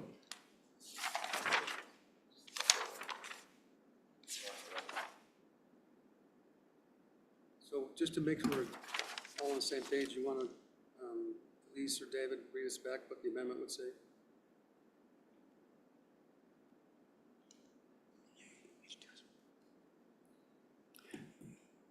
Thank you, Mr. Chairman. So my understanding is we would just be basically getting rid of the residential out of that on lines 27 and 28, or deleting residential development. And it would need that conforming amendment on page 5, line 2. And we'd also probably need to change or tweak the definition of residential development as it may no longer be necessary, but I could make that conforming amendment on. And Mr. Chairman, if I may, might be one more conforming change on page 2, line 11. Under the definition of individualized determination, you might want to delete the word residential.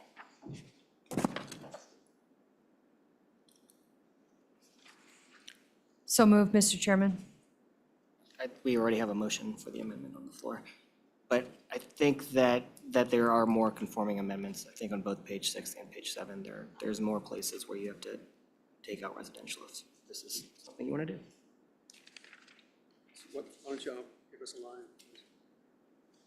Mr. Chairman, page 6, we talk about residential on line 11. We're talking about the process and appeal for the land use permitting process in total, so it has to apply to both residential and commercial. So you want to strike residential there, you want to strike residential on page 6, line 21, in line 18.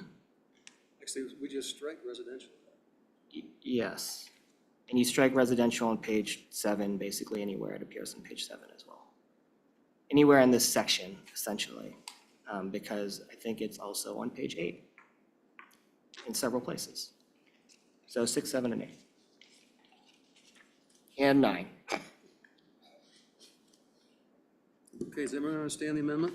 All those in favor, say aye. Mr. Chairman, I still want to discuss the amendment if if you, No, please go ahead. I think the restriction on commercial, on residential is something that, I don't like, but I wouldn't strictly oppose.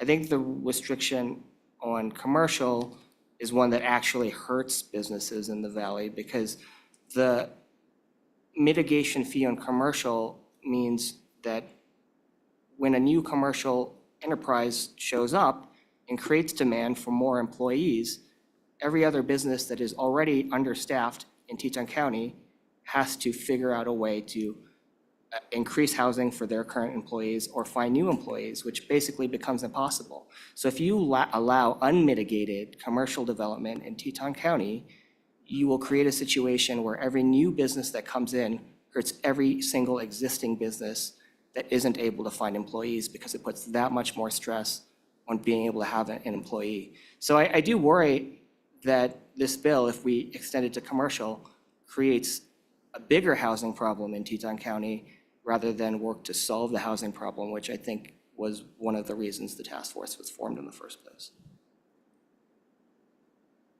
Further discussion? Mr. Chairman, so I think by including commercial property, you're not having unmitigated impacts. It's just that the mitigation or exaction fees have to be specifically and uniquely attributable to the development. Go ahead. Thank you, Mr. Chairman.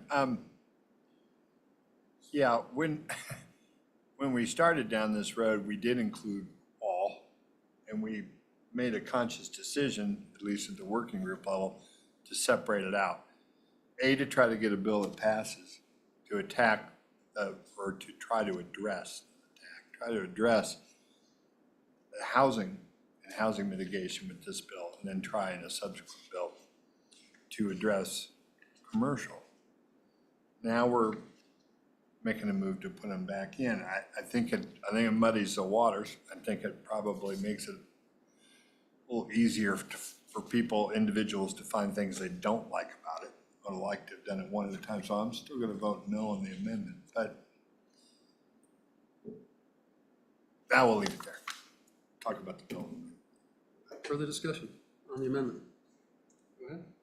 So stepping back to that point, for those of you who served on the subcommittee who worked this, is your thought in crafting this that Teton County and Jackson would no longer be able to, under this bill, collect an exaction fee for housing?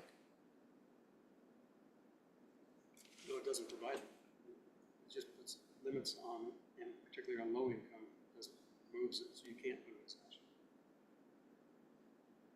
So, Mr. Chairman and Mr. Co-Chairman, then, trying to get at what, I guess I'm trying to understand exactly what we're driving at, because I think we're trying to make sure we don't do anything unconstitutional under the Supreme Court decision going forward. Some more clarity, and then there would now be a state law that says what the cap on exaction fees would be after this passes. But if we're doing this with the goal to reduce the cost of building housing statewide, and ideally, in my mind, reduce the cost of getting permitted for a commercial operation as well. If that's what we're trying to do, then I really do feel strongly that this should be in there as well. But I'm just trying to make sure that I understand how you all crafted this as the subcommittee, what you're hoping to have as an outcome. So I would say the answer is yes.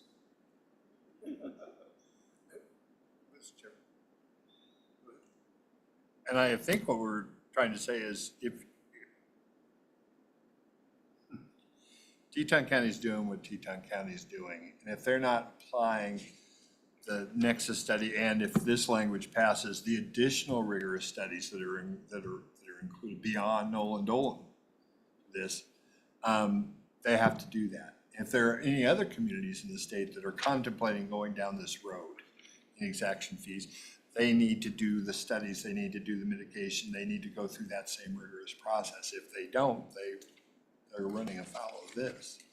And I thought that was the point that we were trying to make, to Say if you're not doing that, if you can't provide that, then you are just adding regulation for the sake of adding regulation, and that's what the regulation reduction task force is trying to do, is to eliminate that. If they provide the nexus, provide the studies, then yes, but if not.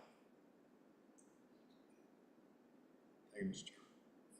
Chairman. Further comments? Mr. Chairman, Go ahead. What's that? that was, Okay, go ahead, Ed. I just wanted to clarify one point with the intent of the amendment is that this would then apply, I mean, we made a discussion or distinction with commercial residential, but is the intent really to have it apply to basically all property and that there is no distinction? Or is the intent to have commercial residential? Because, and I bring that up because the previous versions had a carve out for agricultural property. But is the intent here really just to then apply this to all property? Because I think that would be the effect of the amendment as it currently stands. Well, the answer is no, it wouldn't include ag, you know, or other uses besides commercial. So I don't understand the last comment. Mr. Chairman, well, the way it's structured, if we go through and just remove residential, then you're looking at, that would be the issuance of any land use permit that's done to subdivide property or to build a structure, renovate a structure, or add an addition to a structure, without regard to what kind of property that is. I see what you're saying. So a better practice would be to put commercial or residential, or commercial and residential. Mr. Chairman, if the intent of the committee is to limit it to that, then yes. If you don't want it to be somehow applicable to someone constructing a barn on their agricultural zone property, then yeah, we would need to add those distinctions in there. Is that, I think that's probably a friendly amendment. Since the focus is commercial, if we can, I would regard that as a friendly amendment. That was my intent. Okay, so does everyone understand now what we're talking about? Instead of striking residential, we're going to add commercial and residential in the appropriate places. Right? Any other discussion on the proposed amendment? Any other discussion? All those in favor say aye. Aye. Those opposed? No. All those in favor raise their hand. 1, 2, 3, 4, 5, 6. That motion passes. Back to the bill. Any other amendments? So, committee, I have 2 amendments. If you go to page 6, line 16 and 17. So this talks about the written, the applicant may request an individualized determination, but the land use permitting authority has to pay for that. That could turn into an incredible onerous thing and it could be quite expensive if everyone in the world asks for one, and it has to be individualized. So I don't think it's appropriate to have the land use permitting authority have to pay for that. So I would strike that.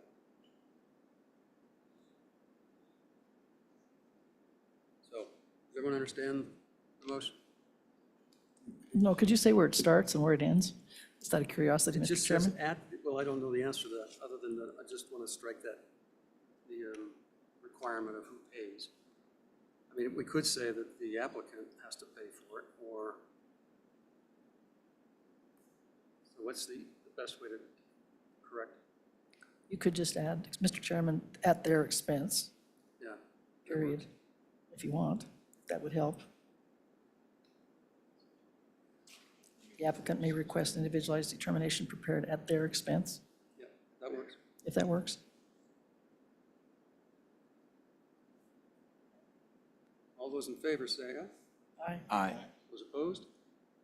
Motion carries. Now, a couple more. on page 7, line 22, before hearing, I would insert public, so it's a public hearing. Because not all hearings are public. All those in favor say aye. Aye. Those opposed? That motion carries. Now let's go to page 9, beginning at line 8. It says the court shall award compensatory damages and attorney's fees exclusively to a prevailing party. Let's strike that line, because that's just not the practice in the state of Wyoming. And then why that would be special for this situation doesn't make sense to me. Second discussion? Seeing none, all those in favor say aye. Aye. Those opposed? That motion carries. Committee, go ahead. Mr. Chairman, I would just note that you have on page 5, lines 14 and 22, you just have X's in there as percentages, Oh, and so that's you'd right. have to. That's one of the most important things we need to do. And the other thing, Mr. Chairman, that I would note on that is that that language on that does not talk about commercials, so you may have to add another subsection to deal with commercial if you don't want those square footage. I think we left, well, we didn't. Yeah, so, Mr. Chairman, the effect of that would just be that there's no cap, statutory cap in place on commercial property, or as it's currently drafted, on the subdivision of, subdivision of property, period. The only caps would be currently on those residential 2,500 square foot, 1,250 square foot for multifamily. So, yeah, if the committee wants to add caps, those would need to be added in on some basis, and as was pointed out, we need to determine what the percent should be for the cap. Did we have a proposed amendment? Go ahead. Mr. Chairman, I would move that page 5, line 14, and then again on line 22, that the X be 2%.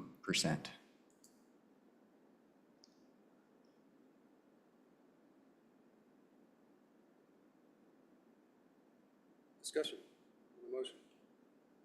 All those in favor say aye. Aye. Those opposed? Nay. That motion passes very vigorously. Now, the second motion? Commercial.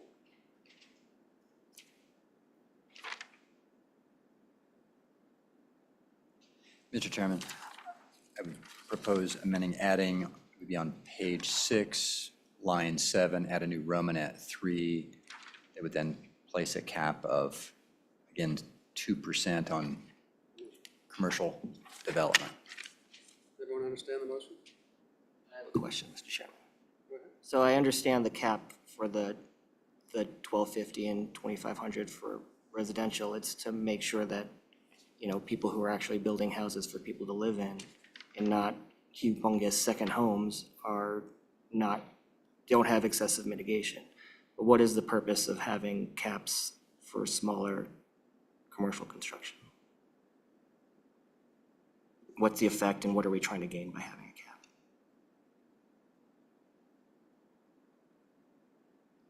Mr. Chairman, I would think one of the effects is if you don't want someone who has to renovate a restaurant and the renovation costs $500,000, but the mitigation impact fee is $250,000, then it would make it uneconomical. So that would be one of the purposes, just to control Leviathan, I think. Mr. Chairman, I don't understand what the basis of a mitigation fee for a renovation would even be.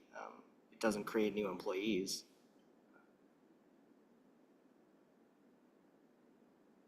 Mr. Chairman, that was the question we had for the town of Jackson when we heard testimony that in fact, a person who just did some renovations and moved their business across town was being imposed a fee of $230,000. So I think that's irrational, but it sounds like at least one municipality in our state's willing to do it. So I think that there's some context required for that situation, which I think the town actually is dealing with. The context for that situation was that there was a change in business use for an existing property that increased the number of employees on that property, which wasn't a renovation. They actually just moved their business to a new location so they could have more employees.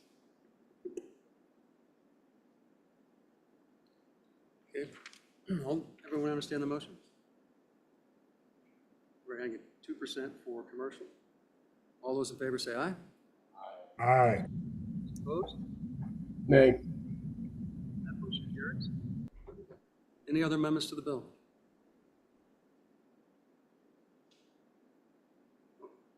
Go ahead, Ray. Mr. Chairman, did we need to address Mr. Hoskinson's, what he'd identified when he was presenting? Did we get to that? I think we just did, didn't we? Is that, Mr. Chairman, yeah, I No. think the percentages was one of the only things I identified that's definitely needed addressed. I thought you had flagged something for us that you felt like was a little bit incongruent in this bill.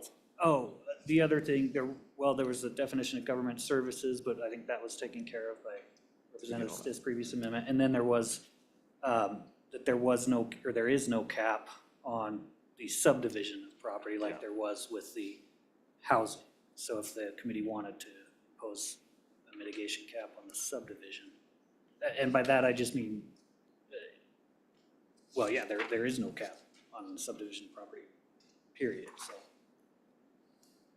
So committee, what I'd like to do now, if there are no more amendments, because we've substantially changed this bill, I think we probably need to give the community a chance to respond to and give us some feedback on what we just did. And I think we need to be able to sit down and read the whole bill before we actually take a vote on it, which means that, and then based upon what we did this morning, we're probably going to have another half-day meeting. That may be virtual, so that everyone doesn't have to come across the state to do it. But that's, I think, Mr. Co-Chair, that work with you? So with that, I think we, go ahead. Yeah, please do. Thanks, Chair. I want to make a comment before, I think we're going down the right road here as far as, taking this, I've given people a chance to talk about it and give us input, and we can all take a look at it. But I want to make a couple of comments. One to Mr. Cooter. Mike, thanks for coming. I appreciate it. And I appreciate your comments. And I wanted to let you know that, I too share your plight on this. When I was a commissioner, I got told many times when I was a county commissioner that, well, if you're on the other side of this, you'd find out what's what. So when I left the commission, I actually went to work for a fellow who was developing some property. And I said, I don't want to get paid anything, I just want to work. And if it comes through and it gets done, then we'll talk about it. Talk about getting paid for my work. So I worked for 2 years. He put in millions to do a housing development, mixed use, a lot of affordable housing, some market housing. Came to the commissioners, never had a vote. They had a moratorium. Lasted 8 years. 8 years. The developer lost millions. I never got a dime. And that was my foray into the development business. So anyone wants to bring a moratorium cap, I'm in, all the way down the line for you, no problem. So That- actually, may I interrupt? Sure. In that regard, would you please, LSO, draft a moratorium, a bill? Moratorium Or cap. moratorium on the moratoriums. There you go. I mean, that's been in my notes to bring up at the last 2 meetings, and I just forgot to do it. And that's why I was trying to prompt you. Thank you. But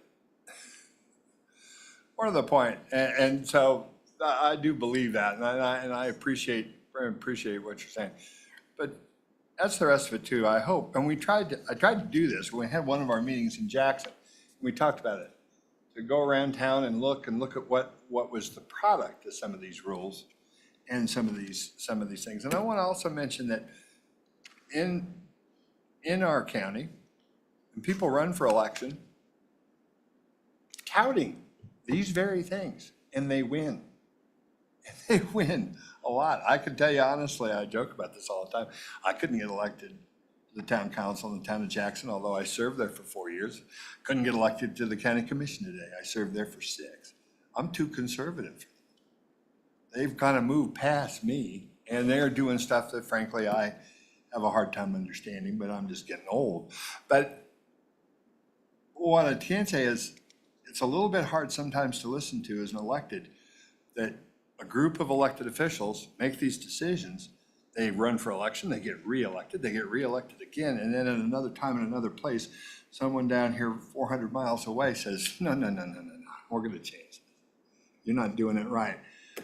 I think we have the right to do it, and I voted to do it when I think they're really doing something wrong. I voted it. But I hope we take great care when we do, and I know this committee will, and I hope we get a chance to keep working on this, because while I think it's something that needs addressing and it needs work on, we need to take care of it, because I know in our own communities, if it got turned, if the social mores and values of Teton County got turned onto some of your communities sometimes people may not like it as much. So, like I say, think about that as we go through it. And I do appreciate it. But I want to see this go forward. I want to see us try to work this through. So I hope that we'll keep working on it and keep getting there and keep those things in mind. Thank you, Mr. Chair. Thank you for your comments. Appreciate it. Okay, committee, that ends the bill review. Where did I do it? So up next is the housing, the Hereford Ranch folks. Why don't you come on up, please? Normally we take a break, but we want to get everyone out of here as fast as we can. I'm sorry we went over our time limit.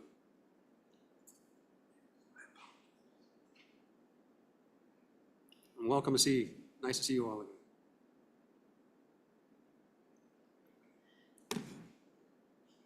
Good afternoon, Co-Chair Nicholas and Co-Chair Guru, members of the Legislative Task Force. My name is Amberly Baker.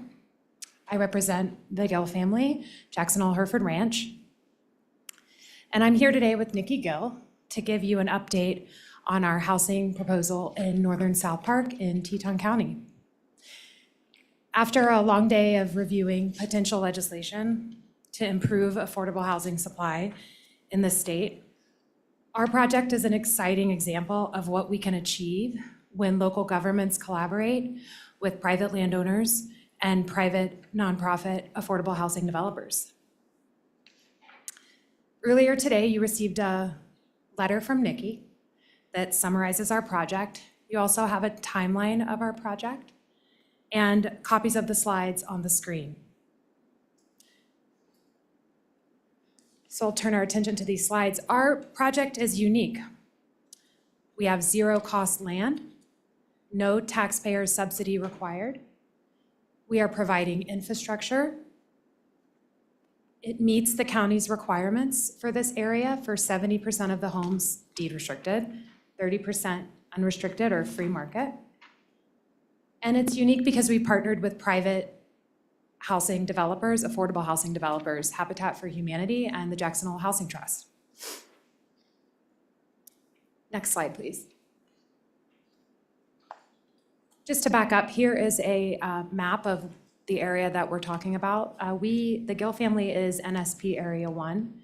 This is an ideal location for housing in Teton County. We are just south of the high school and neighborhood to the north. You can see this is on High School Road and South Park Loop Road to the west. We have a very meaningful update for you today, which is that last Friday, we submitted a master site plan for the neighborhood on Area 1. This is the first step in the county's approval process. Next slide, please. And I'm sharing with you today one of the concept maps from our submittal. You can see, this is just conceptual at this point, but we are showing in our design approximately 580 homes, of which 406 would be deed restricted. 174 would be unrestricted. Next slide, please. Here is another map I pulled from our application. This is more of a planning map. It just shows you the 3 density areas.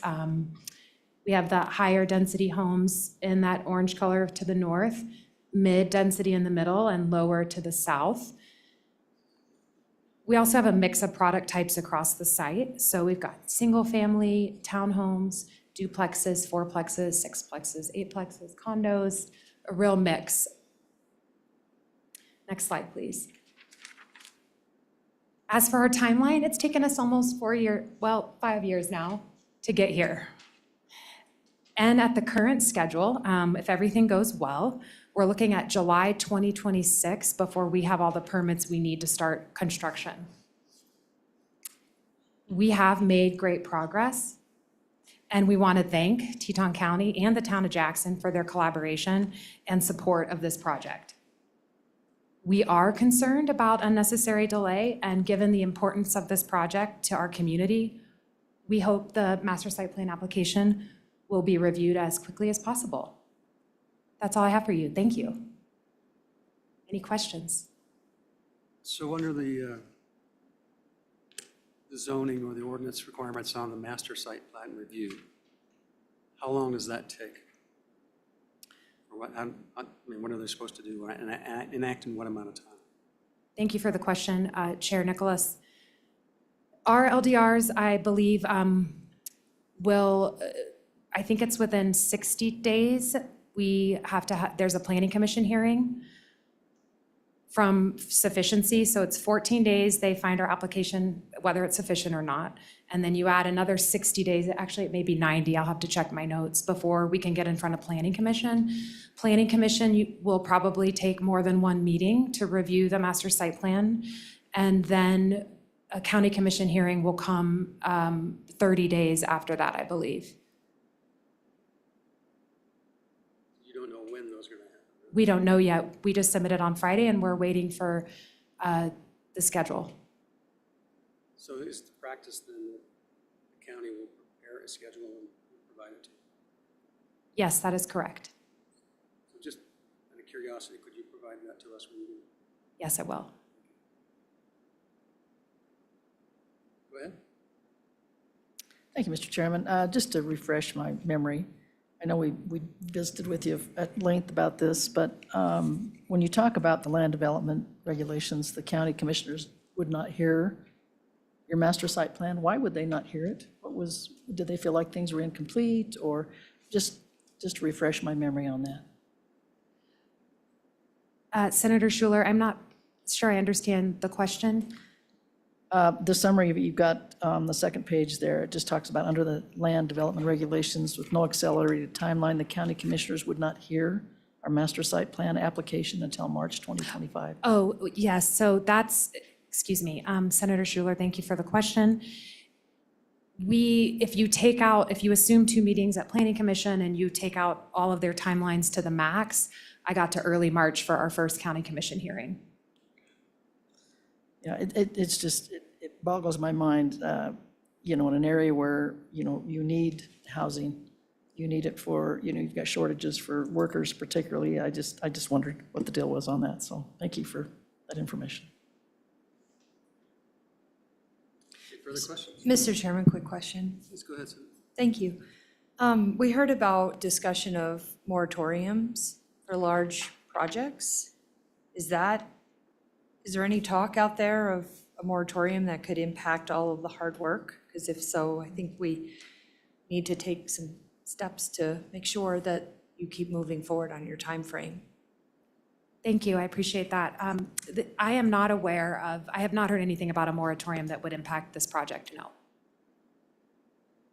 What's stopping them from giving one? Representative Nicholas, I don't know how to answer that question. Well, that's, Mr. Chairman, that's essentially my concern is, and if I've got my dates wrong or if something was said and I misheard it, I take responsibility, but I just really feel it's somewhat very disingenuous to be in the community in May and hear about a moratorium that took effect in June related to, a lot of the sites and things that we were up there to kind of learn more and never have any of that discussion come before this task force. So just really want to make sure that there's nothing out there lurking in the background that is on the horizon that could impact and undermine the years of diligent work that it looks like you and your team have done to try to move this forward. So just throwing it out there, because if there's something does come up, I think that's relevant information for this task force to be aware of. Thank you. We will keep you informed, and we appreciate the support. Mr. Chairman, we talked earlier in the day about the town of Jackson having a workflow chart and timelines on it. Has it been your experience that they've adhered to the timelines and timeframes that are in their flow chart? Senator Jones, co-chairs and members of the task force, they tend to, yes, they adhere to the flow charts, but you are usually scheduled at the very end of the window of time that you could be heard. So if it's 60 days, you're usually very close to that 60th day. Okay, further questions? That was short and sweet. Thank you very much. Thank you. Thanks for coming. Nice to see you again. Okay, committee. Go ahead. So just clarity on a couple of things legislative wise. We've got the redraft on the residential building permit timeline requirements. And the idea is that would come up at this next meeting. Correct. And you also said, as we were unpacking the timeline bills, that look at those other components of permitting to move a project forward, correct? So potentially, I guess if I'm understanding this is probably very reflective of how you started the day, and that is, this is so complex that we have to look at all of this piece by piece, and probably, hopefully this work continues over years, because if I understand what this project's facing, some of that's set by the Administrative Procedures Act about public hearings and public meetings and notice. So some of that is not even set by statute. So again, when we want to talk about competitiveness of the state and of our communities, there's areas we probably do want to examine if we can help communities be more competitive. And I guess I just want clarification. We'll work the residential timeline bill and potentially bring forward some other timeline bills this year, or is that maybe it would be incumbent on a few of us to go advocate for another iteration of this task force next interim, where we take on some of these other topics, like a subdivision timeline? So I would say the answer is yes. You're still favorable to every question I ask you. We'll see how much we can get done. Okay. Hank, go ahead.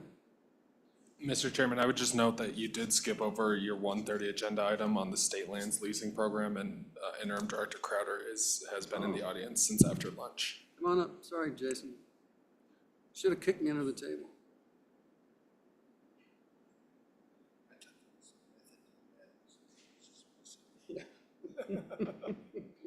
We just like to see Jason at the end of the day.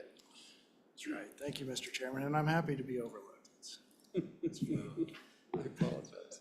It's okay. Mr. Chairman, Jason Crowder, Interim Director for the Office of State Lands and Investments. We were given a relatively broad topic, leasing on state lands.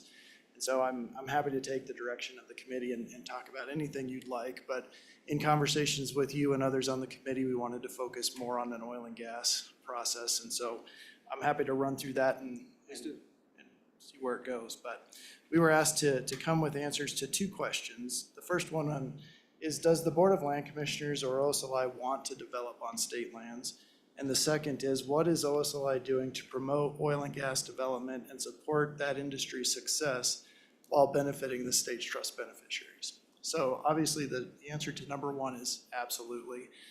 We're a revenue generating agency and have that constitutional mandate for the benefit of our state's trust beneficiaries. Oil and gas brought in $121 million in fiscal year '24, which is 70% of the whole revenue stream brought in from our office. So obviously oil and gas development is an extremely important part to the success of our mission, and we certainly want that to go forward. One thing that we have talked to this committee about in the past is our processes and how they're not necessarily regulations. They are more of a, an identification of the relationship that we have with our lessees, the Board of Land Commissioners.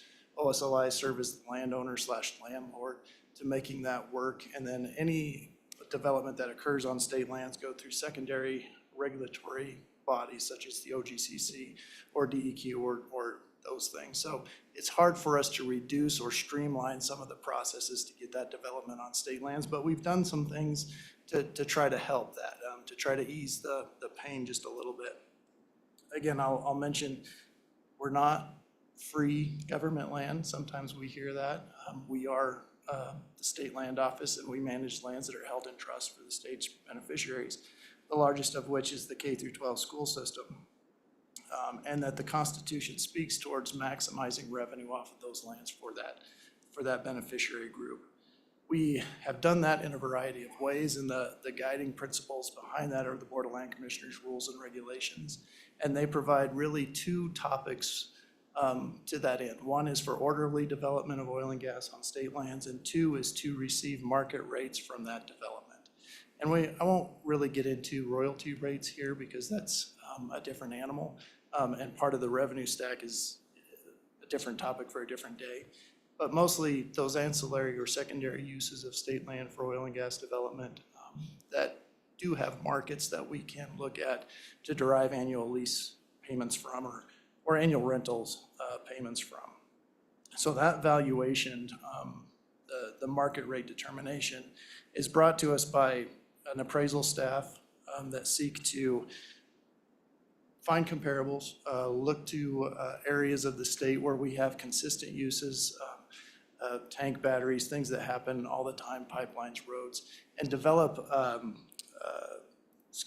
rate schedules for not only the users, but the staff internally, that they can do their work efficiently. Users of the land know what they need to pay, and they can apply and they can work their applications and their financial structures appropriately and do that very efficiently and streamlined. But there are cases where they do have to do an analysis based on the type of use, based on the area of the state where the use is occurring, and that might dip into more of a heavy lift, or I guess a more deeper dive into what that value would be, and more of something that looks like an appraisal. So that may slow down the process just a little bit, but that's done on a case-by-case basis, and again, depending on the type of use that we're looking at. The next is the application process. A couple of years ago, we came to the legislature recognizing that we had a staff shortage in special use leasing, or really all commercial leasing on state land, and we asked for new positions, and the legislature did grant that.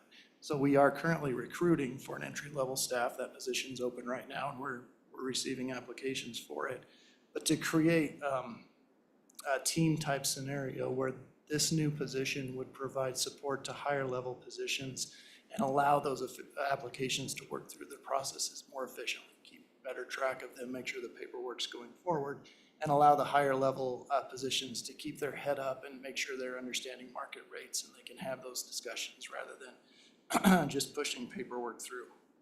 That's been extremely successful in the grazing world, and we expect that to be very successful in the commercial world, and it's pulling together not only oil and gas leasing processes, but our easement program managers, our special use lease program manager, our temporary use program manager.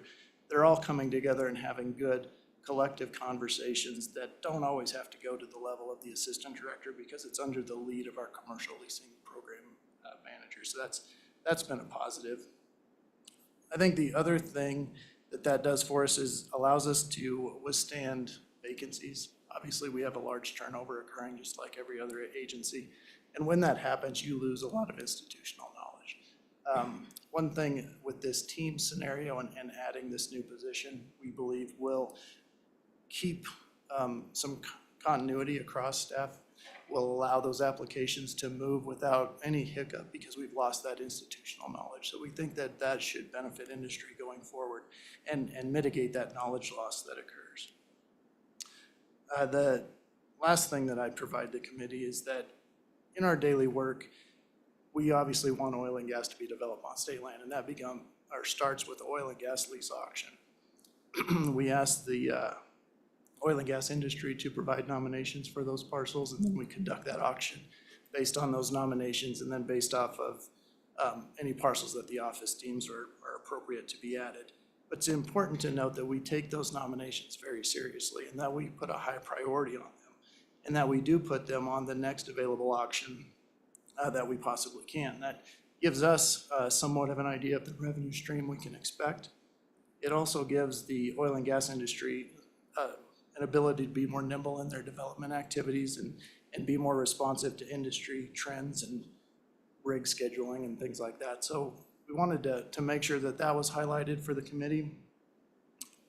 One other thing to note with that is we are seeing a steady decrease in nominated parcels. Reasons we could probably speculate on with BLM permitting and things like that, but it is causing a decreased revenue performance in our auctions. But I want to contrast that with the BLM, where they are charging for nominated parcels to be on their auction list. They are possibly not ever putting those parcels on an auction list. And so to work with the state, I think is a little bit easier in that context, because we are going to put those on there. We are going to allow industry to work on the parcels that they believe they can operate on, or they see some benefit to move forward with. We also don't have an upfront or pre-lease environmental analysis, or NEPA, like the federal government has. We do that post-lease through our regulatory sister agencies like DEQ and OGCC, and allow them to do the environmental protection after the lease is secured. That probably provides a lot of security to industry and to the oil and gas companies as they're developing their development plans and working forward through that. Mr. Chairman, the last thing that I think I would offer is that we are trying to be more streamlined, more friendly, and accessible to the oil and gas industry by providing our auctions online, giving more access in that way so they don't have to travel to Cheyenne to bid on these parcels, but they can do it from anywhere.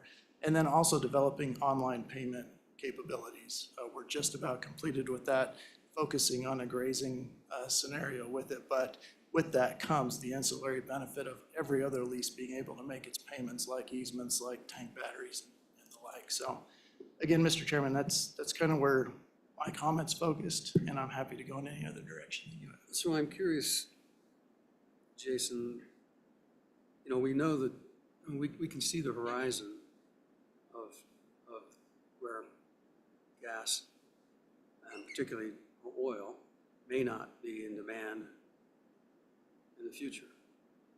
And seeing that horizon,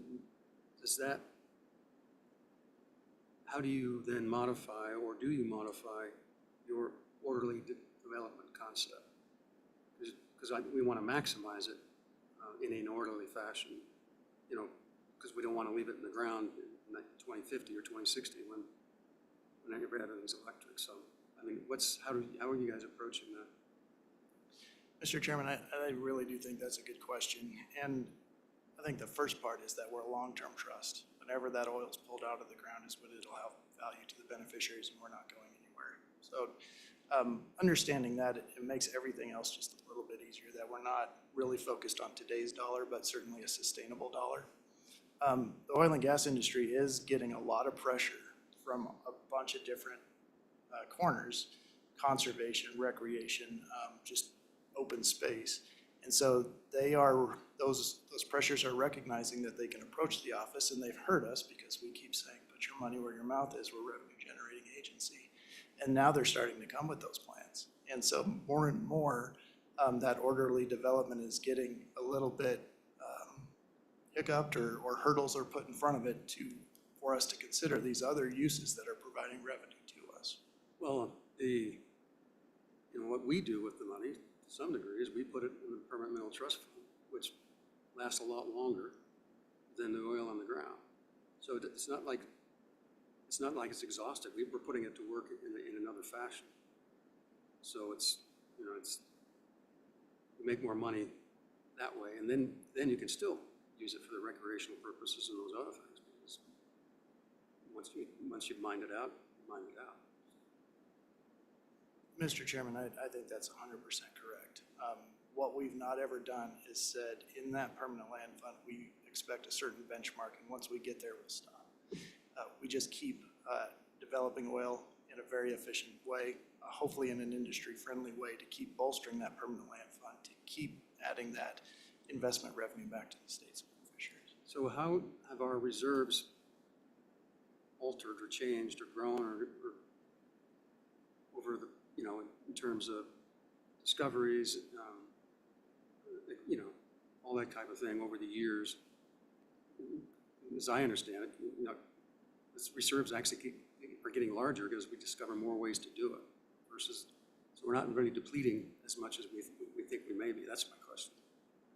Mr. Chairman, it's a great question, and I'm not an oil and gas developer or a petroleum geologist to be able to tell you how much oil is in the ground. But the technology that they're employing right now is fantastic. What they're doing is accessing reserves that were previously not accessed, which is increasing the amount of barrels coming out, which is increasing the value of the permanent land fund from those royalties. That's a fantastic thing, and we only expect that to grow over time. I think I'm supposed to be inside the Craig meeting at this very moment to understand exactly what the permanent land fund balance is, but it's over $4 billion. And that is just from revenue off of state trust lands, these royalties that are developed not just from oil and gas, but from coal, and trona. And as we see oil and gas technology advance, and it provides a greater benefit to that permanent land fund, we're seeing coal diminish to some significant amount. And it's a little bit hard for us to mitigate that shift. And so we are looking at maybe some commercial development, maybe some residential development that can make up the coal loss. However, that doesn't help the permanent land fund, that helps the permanent land income fund. So we're making some adjustments there and finding our way in the dark, I guess. More questions for Jason? Mr. Chairman, Director Crowder, the state of Wyoming versus Uinta County assessor, is that going to create increased lease fees for us to pay those taxes? Or are we going to make the leaseholders the taxpayers? How's that going to work? And Mr. Chairman, it's a relatively new decision that's come out, and we're still trying to determine what the impacts are. Some of the early analysis certainly points to the relationship that we have with our lessees is a contractual one. Some of those contracts do say that the lessee could be liable for any taxes that are imposed, and others don't. And so we're still trying to determine what that true impact is, but it's something we're taking very seriously and may have a large impact to the end users. So I'm not familiar with the case. Would you email it to us? Absolutely. Thanks. Go ahead. Thank you, Mr. Chairman. That was the question I was going to ask. I just read about that. And it's in my county. I had no idea that the truck stop there was on state lands. And so I think maybe, and I guess I'm wondering, the question would be is, do you think as a legislature we need to start taking a look at that? I know the idea of, is it a governmental, are they doing things that are governmental versus non-governmental? I guess that enters in. But I think it could have an impact on everybody, our folks that are having grazing leases and, so on and so forth. So is that something you think we should take under advisement since, it's gone through the courts already, but what are your thoughts on that? Mr. Chairman, Senator Schuler, it's a good question, and we're still developing those thoughts right now. The way we interpret the decision is that the end use either needs to be for a governmental purpose or not. And if that end use is oil and gas, if it's grazing, that's not a governmental purpose, and that might be taxable on a land basis. So how that plays and how the legislature needs to address that, we're still determining what that request might be if there is one. But it's very early, just came out last week. So. Mr. Chairman, just for the committee's edification and the public, the court case is specific to a pilot gas station in Uinta County that's on leased state land. The Uinta County assessor sent the state of Wyoming a bill, a tax bill, and the state of Wyoming took them to court. So it's in court now? The decision was rendered by the state Supreme Court that the state owes taxes for the non-governmental use of the land. So do we, no. Okay. Any more questions for Jason? Yeah, Mr. Chairman. Please. Yeah, thank you, Mr. Chairman. I have several questions for him, for Jason. And Jason, thanks for being here. A year and a half or so ago, we were having some delays in our permitting and just some staffing issues. And I know the legislature stepped up and I think provided a couple of additional positions for for your department to be able to better facilitate that. And yet I'm still hearing a little bit about, we're not quite to where we need to be. And maybe this person you just discussed that you're out there trying to hire now might be the answer to that. But would you speak to that? I mean, it seems to me that we ought to be able to turn these things around quicker and be more readily available to facilitate the needs of the people out there, particularly in the oil and gas industry. Could you speak to that? Mr. Chairman, Mr. Bevat, absolutely. And if you recall, we had to do the addition of personnel incrementally, and we focused on the grazing side first and have those individuals in place. And they're forming a great team and being very responsive to lessee needs and whatever else that industry might need to move a little bit more nimbly. The second iteration in the second year, we did ask the legislature to look at the commercial leasing side, and that's where we did get that approval. And those positions are currently out and being recruited. And that's the simple answer is they're out and they're not filled right now, currently being recruited. But we anticipate when they are filled that the same positive benefit we saw in the grazing and agricultural leasing programs will be seen in the commercial one, and we could be more responsive and turn those applications around quicker than we have in the past.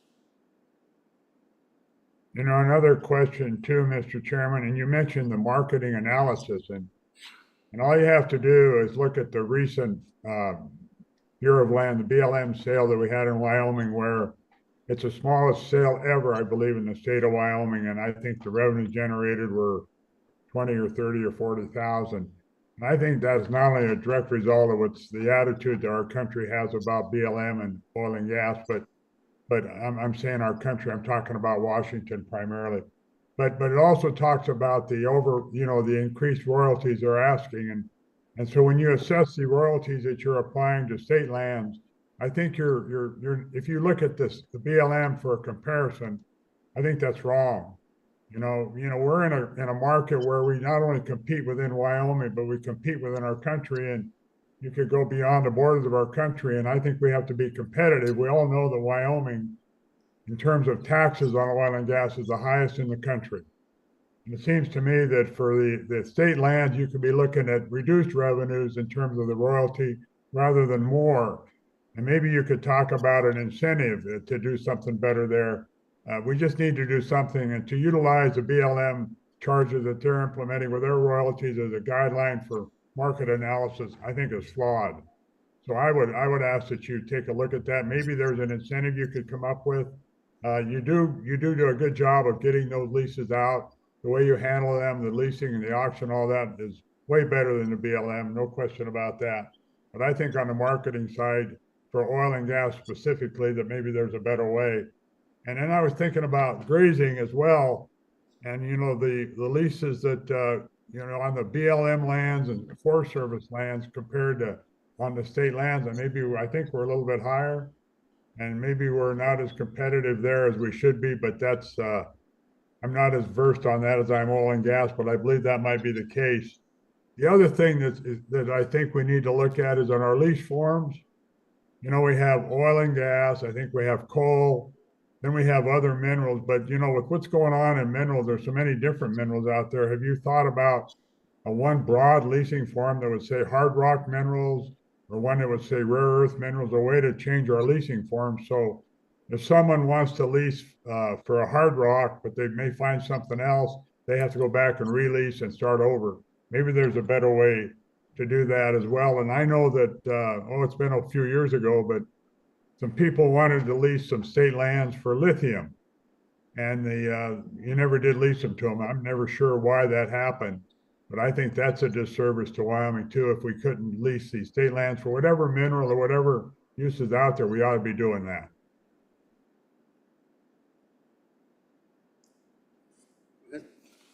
Little follow-up on that maybe, and probably a little different is the way you negotiate your mineral leases and do it with lessees, particularly grazing lessees. Maybe is it possibly time that the state land office ends up with a mineral leasing department that actually hires a landman or two and negotiates these in a little bit different light? I personally think they end up tainted sometimes because you've got somebody that's leasing minerals next door and they're dealing at the same time. And I think maybe it's time for the state to have a actual mineral leasing and then follow up to what Mr. Bebout had to say,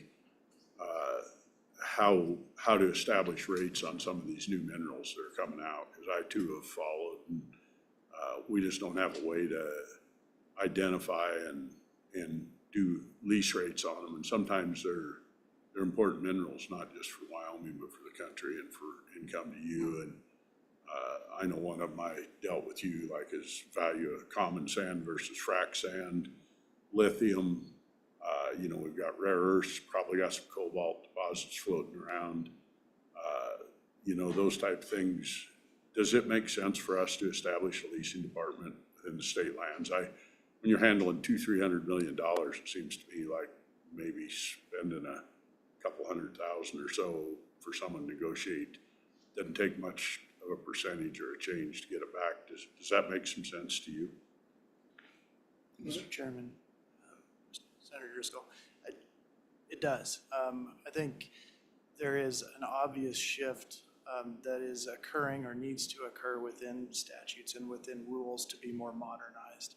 We've had great conversations with the Petroleum Association of Wyoming to modernize our oil and gas leasing rules to not just be focused on a vertical well scenario, but the horizontal well scenario that takes into account a lot of what you just talked about. And the royalty rates and things are not anything I'm talking about here. We are talking about lease rates, and we totally agree that the BLM is not a great comparator when we talk about royalty rates, but they could be a data point for lease rates for roads and tank batteries and things like that, and that's what we utilize them for.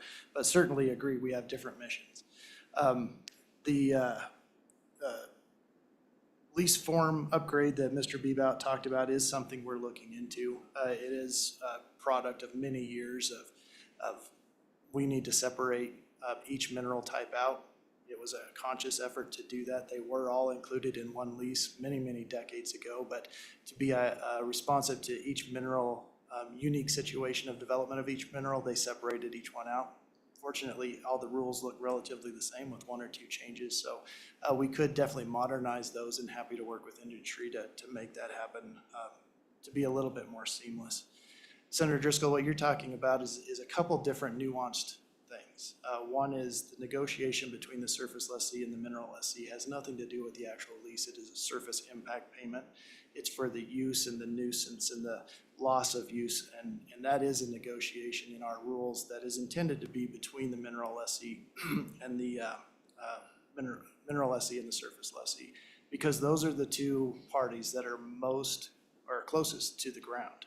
We at the State Land Office don't have the experience or the knowledge base to be very good in those negotiations for the true impact, when you think about it as the impact and not the lease payment. So that's been something that has been successful, and that is why it's been kind of developed in its way over time, is that needed to be at that point. But you're exactly right. There are some shenanigans that occur, and we do have one person who is in charge to watch over that, to ensure that the payment made on state land is as good as the payment made on private land and distinct from the payment made on private land. There are surface use agreements that talk about a whole lot of things: use of roads, speed limits, cattle guard, share of gravel resources and things like that, that we simply just can't be a party of or party to. And so having that person oversee those agreements when they come in helps to ensure that the shenanigans are limited. But you raise a good point that if we were the party negotiating, we would receive more of a fair market rate, and I think that's true. It may come at the expense of having that boots on the ground type knowledge, though, and so we want to be sensitive and pay attention to that if we were to make a change like that. And then the rules on new minerals, I totally hear Mr. Bebout and you on the use of those rare earths, lithium, for example, and not leasing those. A lot of that came from Board of Land Commissioner direction that the development of those types of minerals is so surface intensive that we want to make sure that there's a good surface management plan put in place and a reclamation plan put in place for the large evaporative pits that are required. And that whoever does that comes with that plan. A lot of the industry has just come with speculation about there is lithium in the ground, we can benefit from it, we'd like to lease it, but not that how are we gonna lease it type plan that the board was looking for. And so we're still working on that. As personalities change in that industry, we're making small incremental steps, and we think we are getting closer to being able to lease for those new and emerging national benefit type minerals. Mr. Chairman, I got another one. Fire away. Yeah, thank you, Mr. Chairman. And I think I know the answer to this, Jason, but I want to ask it just so everybody else can hear as well, is that the relationship between you and the Oil and Gas Commission and plugging some of these wells, I know the feds have thrown out some money. I think the state turned it down. I probably would have agreed with that because of the strings attached to it, but we have our own programs to go out and plug these wells responsibly.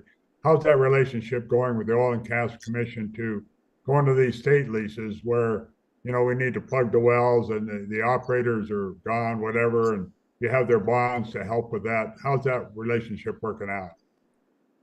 Mr. Chairman, Mr. Bebat, thanks for that. That's a very good relationship that we have. We are treated very much seamless when they go in and approach an operator that needs their wells plugged. If the oil and gas has pulled their bonds, they utilize that at a landscape level, and it could be on state lands. And then when we also pull our bonds, we provide that to the Oil and Gas Commission, and they can use those funds interchangeably wherever the wells are at and where they are needed to be plugged.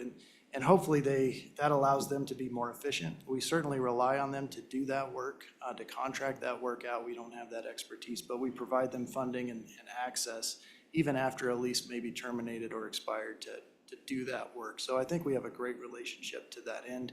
I know that in the coal bed methane days, that workload got extremely large, and I do believe, based on this partnership on state lands anyway, that risk is being mitigated greatly from open wellbores. Yeah, Mr. Chairman, along that same line, I think it's over-exaggerated, the number of wells that are out there that need to be plugged and abandoned, but just specifically speaking to, you know, state lands, do you have a number out there of bad operators or number of wells you think that might be out there? Is it 5, is it 50, or do you even have a number? Mr. Chairman, Mr. Bebat, I don't have a number. It's certainly above 5. And it's important to note that the orphan well definition is different from Oil and Gas Commission to the Office of State Lands. I think we see it more in line with you that those open well bores may be an asset to somebody, and that they shouldn't be immediately orphaned because the first operator in line has gone defunct or has claimed bankruptcy in some way. There are others in that chain of title that may see that well as an asset. And so we hold off calling it an orphan well until we fully vet that chain of title and make sure there's nobody else that could take advantage of it. So I think that we see that a little bit differently, which means that our number would be lower than what the Oil and Gas Commission may provide. Okay, further questions? Jason? Thank you very much for hanging out with us. Hope you enjoyed your day. All right, David, bring us home.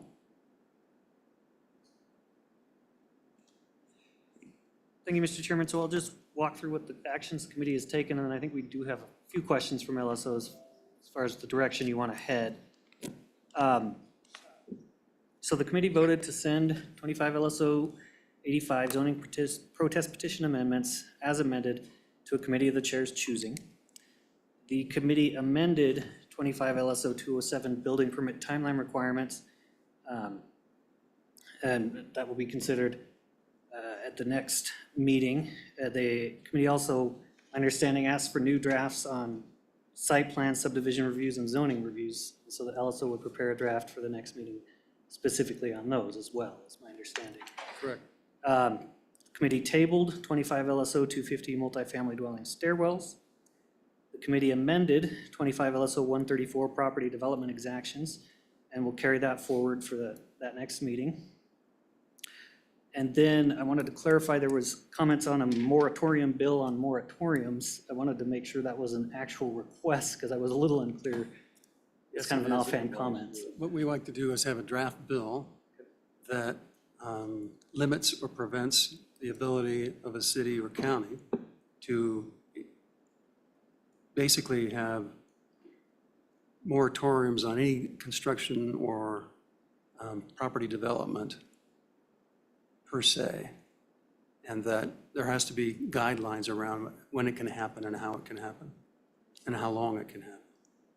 So you might have to dig around, find some comparable statutes around that do the same thing. So we can, you know, kind of educate us on what the practices around other states, so that give us a flavor of what's reasonable and what isn't, and you know, that also has a tie into it to, because we have the home rule concepts and we have county authority concepts that we've already addressed to some degree, but just so that we flesh out and make sure that we're marching down a road that makes sense. That help? So that does help, Mr. Chairman, and we'll just, I guess, work with you or. That'd be fine. both Just of work you with to the clarify the co-chairs. specifics of that. So, okay. And that covers what we've covered today, as far as I know, as far as outstanding work for the committee then. We would need to schedule another meeting. I don't know if you wanted to try and address that now or postpone. And Mr. Chairman, Go ahead. now before we do that, I would like to move for reconsideration on, I believe it's LSO draft 250, the stairwell. Okay. Consider that vote.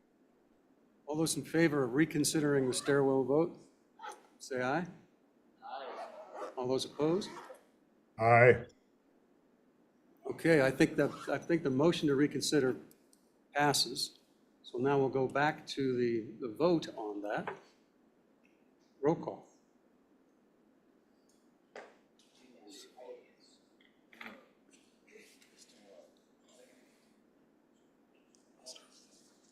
Mr. Chairman, this is a reconsideration vote on 25 LSO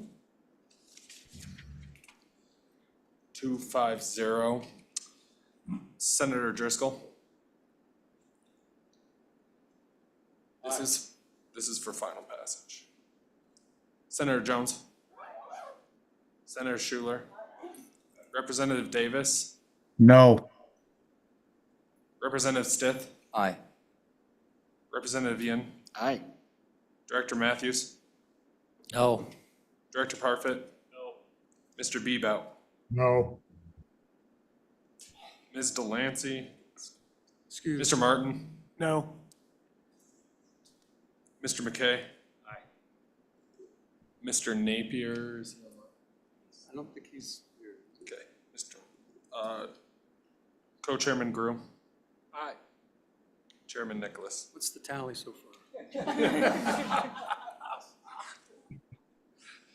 7-5. 7 noes? 7 ayes. 7 ayes. Aye. Mr. Chairman, that passes. So that still passes. All right. So much. All right. Any other business for the day? Mr. Chairman, if we Oh, wanted to come on up. address. Sorry, Andy. Thank you, Mr. Chairman, members of the committee. There was another item on the agenda regarding the town of Jackson. And while we discussed a lot of it, I was assuming. Oh, please do. Let's go Yeah, ahead. so a few comments. One, there was discussion at the meeting in Jackson.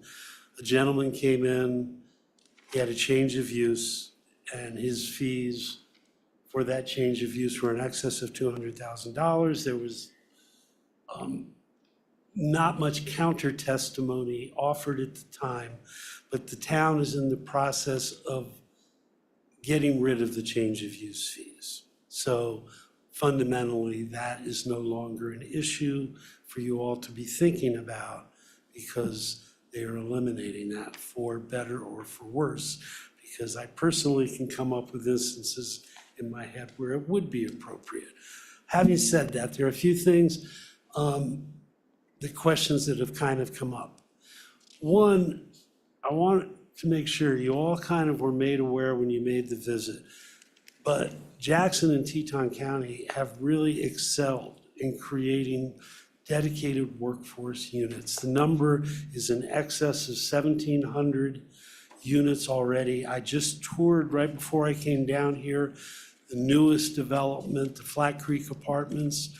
It's another 48 deed restricted. It was a public-private partnership. Actually, ARPA money through the state was used as partial funding for that. It's a remarkable development with 2 stairwells.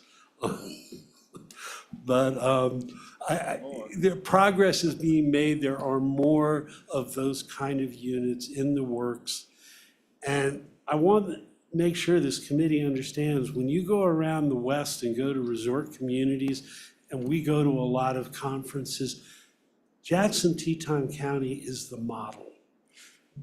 All the other communities around the West look to what we have done as a method to deal with this affordable housing problem in resort communities where the demand for free market housing so far exceeds the supply, and the monies available to buy these units is almost unlimited.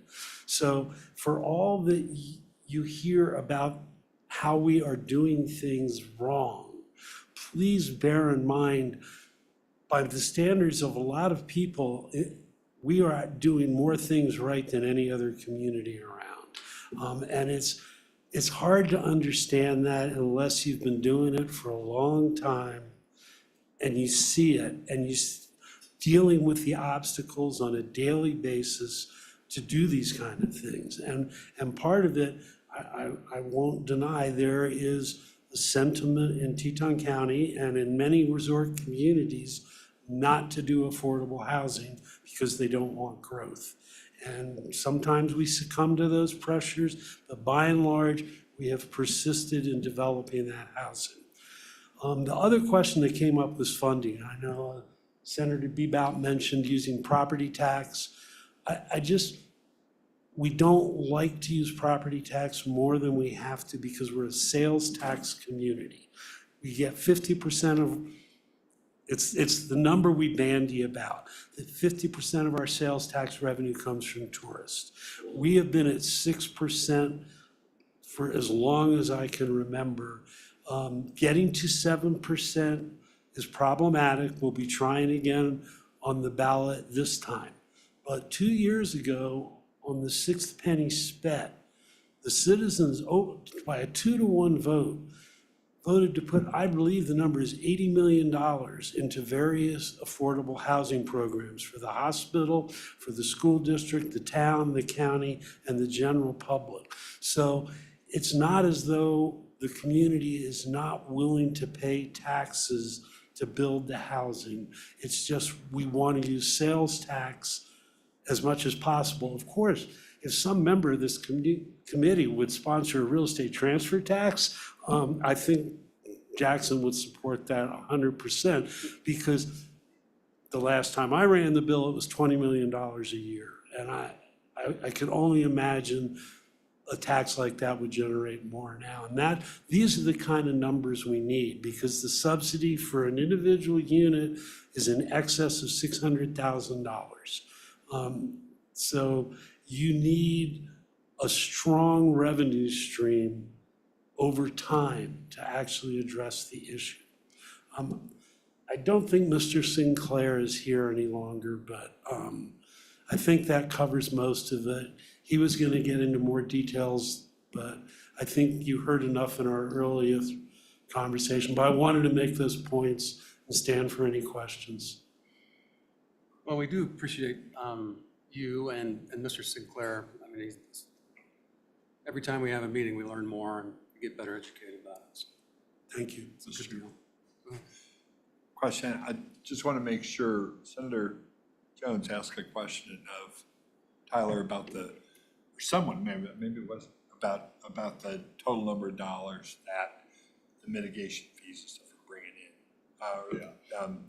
just wanted to reiterate that we want to make sure we get that number. Get Tyler's on. Oh, Tyler's on. Hey, he's back. Thanks, Chairman.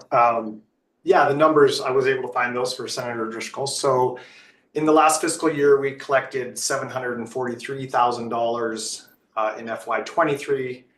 We collected $910,000 in fiscal year '22, $431,000. And I can send you, obviously, as far back, as many years as you'd like.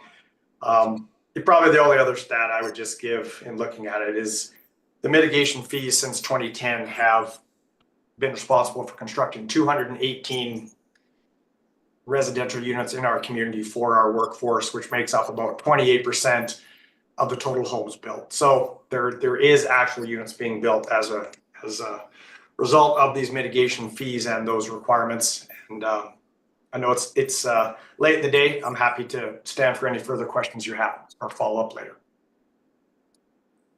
Thank you, appreciate it, Tyler. Go ahead. Go ahead, please. Mr. Chairman. Mr. Schwartz, I think we were there in May. They were talking about raising the mitigation fees for commercial. Were those fees raised since then, and how much did they go up? Mr. Chairman, Senator Jones, if you don't mind, I mean, my understanding is the answer is no, but since Mr. Sinclair is online, he's a much better reliable source of information. As a politician, I tend to, how shall we say, improvise. No, happy to answer the question. They've not been raised. The two amendments that we do have coming up, as Andy mentioned, was to no longer change or charge housing mitigation for change of use from one commercial use to another, which was to address the public comment you heard up in Jackson. So that will be heard on October 21st by council.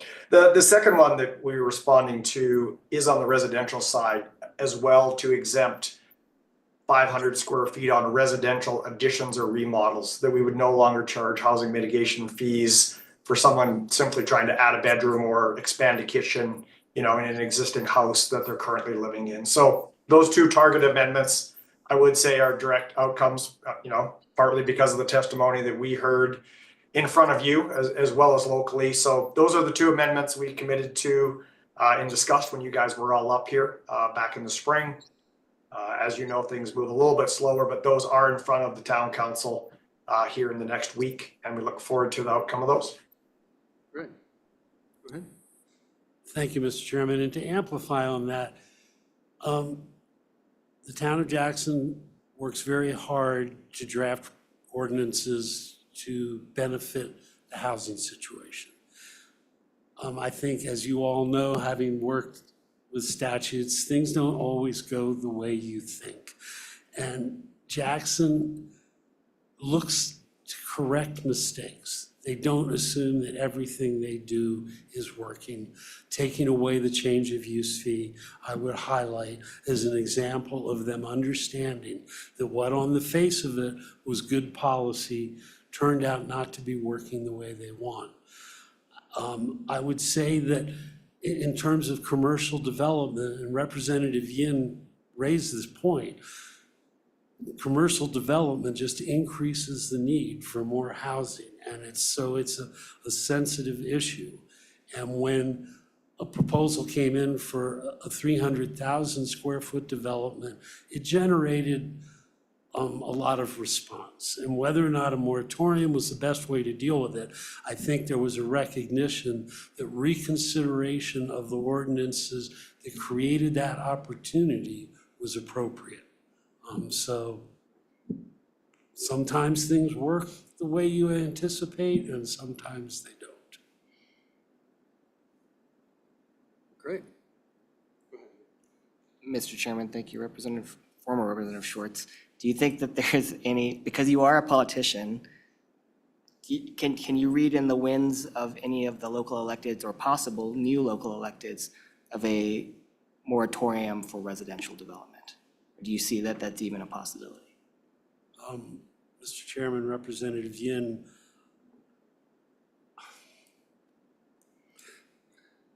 I do not see that being a possibility in the town of Jackson. I really am uncomfortable speaking for the county. But I will say in the development of the 2012 master plan, of which I was a participant as a politician county commissioner, the intent was to focus development on northern South Park and the town of Jackson. And the rest of the unincorporated county was to be largely not used for high-density residential, with perhaps the exception of Teton Village. And I don't see any reason to anticipate any change in that.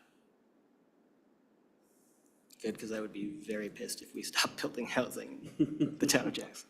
Yeah, I reiterate, I think within the town, I can't imagine that happening. Go ahead, Brad. Thank you, Mr. Chairman. And not to go past you, Mr. Schwartz, but I think Cody, this might be for Cody. So the change of use ordinance, does that apply retroactively? And how's the proposed ordinance that will go in front of the town council going to deal with retroactive exaction fees that have been put on change of use fees? And then secondarily, I guess, just, I know there's just this Jackson thing that's so hard to understand. There's cognitive dissonance when it comes to what you all deal with up there.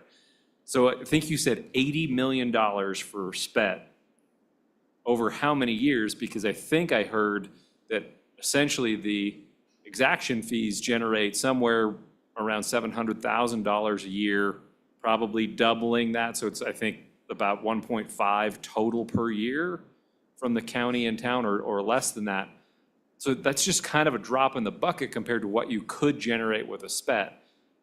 And then, again, I just harken back to, the ethos that we're trying to get after of how do we get more housing built, and reducing fees like exaction fees does help. It's proven elsewhere, right? That, the less you do, the more you can build, right? Everything we can do to take lower costs helps in somewhat. And again, you're just a little bit different, but can you talk to me a little bit about 80 million in SPET versus 1 million in exaction? Maybe I just have years completely wrong, but why put one more barrier in front of a housing developer or a commercial place when we're trying to grow the economy and get more houses built?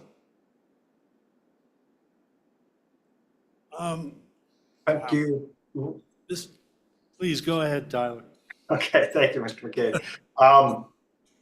Not retroactive, so when we pass, if and when council passes new regulations related to change of use, it would not become retroactive. It would be a new regulation going forward. It would apply to the gentleman that you heard from, Mr. Phillips, and his particular case, but my understanding is it would not go retroactive. SPET, I guess SPET versus mitigation. One thing I'd say on the mitigation, the numbers I gave you were for the town of Jackson only. I believe those numbers would be much higher for Teton County based upon their rate of growth and single family development. So that's kind of one number in our community for the town. I think that number would grow pretty exponentially if you looked at the Teton County mitigation fees. I think you heard earlier today, and probably one of my comments would be, we need all the tools that we can, be it SPET, be it mitigation, be it incentives, be it, new neighborhoods, as you heard from the Gill family today. I think we need them all, but certainly something to consider there. And the reducing fees, I've worked here a long time, 20 plus years, and unfortunately in this community, whether it's enough to reduce mitigation that we would get more workforce housing built. Unfortunately, I'm just not sure that's the case here. Just with our limited supply of land, our extreme demand, that every time a house goes on the market, it's an international demand. The prices are so out of reach of locals, that's why the mitigation is in place, that we just aren't able in a traditional fashion to meet the housing supply from a traditional supply demand. Like I hope most Wyoming communities can. We're just not able to do that. So those would be some brief answers, but happy to talk about it further. Mr. Chairman, I think the number quoted for last SPET in 2019, which is what finished this year, was that we make about $15 million a year from the SPET. So that 80 million is basically being completed now, which is why we have another SPET for the ballot next year. Thank you. And I do just want to say, you know, the challenges in Teton County are unlike anything anywhere maybe in the world. And so, you know, I do applaud what you're doing for workforce housing because, you know, when it comes to law enforcement, when it comes to teachers and nurses, it is a really challenging place. And I see it across, you know, our membership. It is hard to hire right now, and housing is hitting everybody hard. So I appreciate that you're trying really hard up there. And again, really appreciated that you hosted us. Okay. Any other questions? Please, go ahead. Mr. Chairman. For either one of you, I guess, is there a breakout on a website or something of the mitigation fees and how they were used?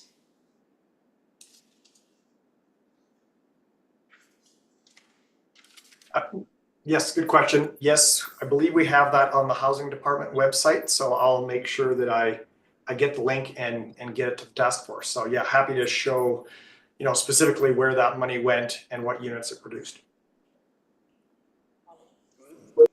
But also, some of that money wasn't used for housing, correct? Some of it went to the schools, and I can't remember whatever the breakdown was. I was just wondering of the breakout of all the money spent and everywhere it went, not just housing. Apologize, Senator Jones. Yes, I can get you that as well. We can break it out. You know, we put dedicated money in for parks, dedicated money in for schools, and dedicated money in for housing. And we can show you that accounting, you know, back as far as we've collected it. So happy to get that for you. Thank you. One last, I guess I'm kind of confused. You give me the numbers the last 3 years on the exactions, and they come out to an average of about 700,000 a year. Looks to me like there's an awful lot to do when you're talking about an $80 million fund to over $700,000 a year. It seems like it's almost bureaucratic more than actually doing anything. Another 2/10 on a mill would probably cover more than the money and make it a lot easier to get projects done, it appears to me. Yeah, playing politics. Excuse me, Mr. Chairman, I assume that's a question, Mr. President? I said, I'm assuming that is a question? That was the answer. Now would you like to ask me the question? If the chairman indulges me, and I'm brief, I don't ever talk too long. It's still money, and we are just dealing with, that's roughly a subsidy of a unit. And anytime we can subsidize a unit that we can guarantee will go to somebody working in the community has great value, because when our workers don't live in the community, I mean, a perfect example is in the winter sometime when both the pass and the canyon are closed. The only workers we have are the ones that live in the community. And it can be, as a former business owner, dealing with the complications of getting a workforce, whether it's getting them into the valley, hiring them in general, anything we can do to helps the businesses. The businesses are what generate the sales tax, which pays for the sped. So it's a kind of a circular arrangement. And I personally don't think there has been a developer who has looked at the mitigation fees for housing and said, oh, that's too much, I'm not going to proceed with my development, because the profits in our community on development are pretty good. Mr. Chairman, I think we heard just the opposite from one of your business owners in Jackson when we were up there, as far as what the mitigation fees were going to do to him. And I guess my feeling is circular things bother me a lot. I love your talk, and I agree with virtually 100% of it, other than the part that we're raising enough money for one unit when you could add, like I said, and I hate to be a good conservative saying tax more, but almost every other county in the state's maxed out on their mill levy. And 2 or 3% would add 10 units. So why don't we consider that and take one of the barriers to the builders, because the exactions are a barrier to the builders. I've talked to them through the years. It's another link in the building process. And the truth is, the simpler we can make it, the more houses that get built or the more areas that get taken care of in an easier fashion.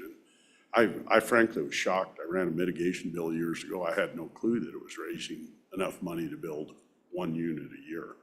It seems to me it's really probably a lot of paperwork and a lot of additional work for builders to go through that could probably be handled a lot easier on a very small, i.e. couple cups of coffee a month type deal on a mill levy. Mr. Chairman, if the president wants to co-sponsor a bill to make 2 statewide mills for affordable housing, I'm willing to sign on to that. Mr. Chairman, I'll answer that. I like the idea of affordable housing. I like private solutions, but I also think you got to do what you can locally and not be into your full mills. Years ago, I had visits with your representatives from up there, and I always found it hard to vote for projects for Teton County when they weren't maxed out on their mills, when my community couldn't hardly buy police cars on their full mills. And so it's really interesting that you join in with the needy to come for state money, but you don't tax yourself fully. Mr. Chairman, Mr. President, my only response can be at this time, I am no longer an elected official, and my ability to pursue that particular activity is kind of limited. Okay, I think we're going down a rabbit hole there. I'm out of the whole one. Okay. Yeah. All right, with that, I think we'll stand adjourned. And, oh, before we do that, do you want to take a quick look at our calendars for our next meeting? Ads.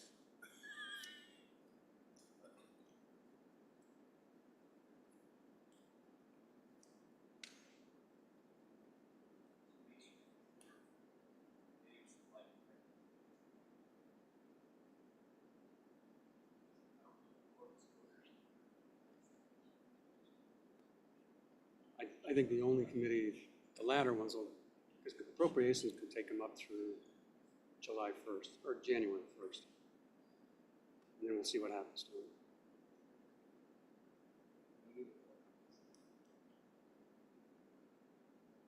Appointments don't take effect until after January.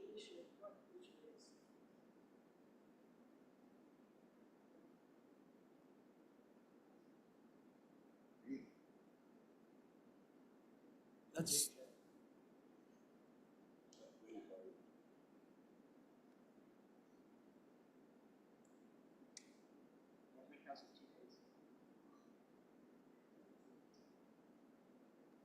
Days? Day and a half for what? Management. Please, no. Please, a half. Right before you threw me off there, I used to. Nick shouldn't be there. November? Probably. About 20th or 21st of November. I was virtual. Because, yeah. November 20th works for me.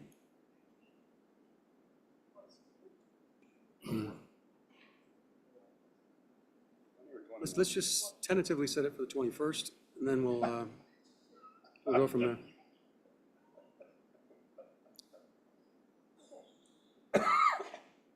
He's listening. Oh, 21st is baby, sorry. Gambling. Yeah, the 20th, I've got master planning group in the afternoon. Baby's 20th. Is there anyone on gaming besides you? I'm happy to be at this one, but if you promise to get rid of the exactions. So how about, I mean, the 22nd or the 19th? Yeah. 19th works fine.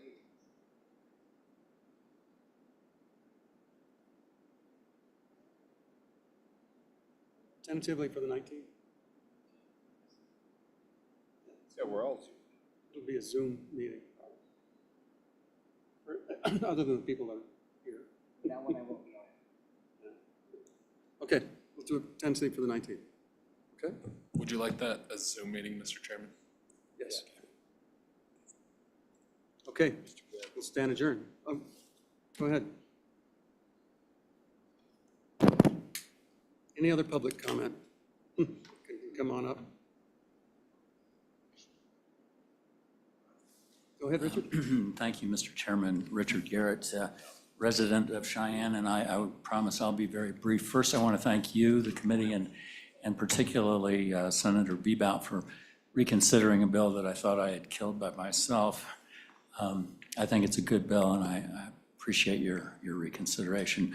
As much as I love Teton County and all things Teton County, I've grown very fond, though, of Cheyenne and Laramie since I've moved here in the last 3 years. And I'm sure all of you know that all of Wyoming is on the brink of change, but I think Laramie County in particular, given the rehabbing, the replacement, the renovation of our nuclear missile installations, we could see as many as 1,000 people coming to this community as a result of that over the course of the next 20 years. I mean, people will build careers here. So as you know, your work is incredibly urgent, but that fact alone, I think, underscores it. And then couple it with what Senator Jones and her Minerals Committee heard last week about the very real potential in this state for uranium development, energy development using nuclear energy. We as a state are poised to need an incredible amount of housing potentially. So I'm only bringing this to your attention perhaps as an agenda item for your next meeting or your future consideration. So thank you very much, Mr. Chairman. Thank you. Appreciate your public comment. Okay, we'll stand adjourned. Thanks, everybody.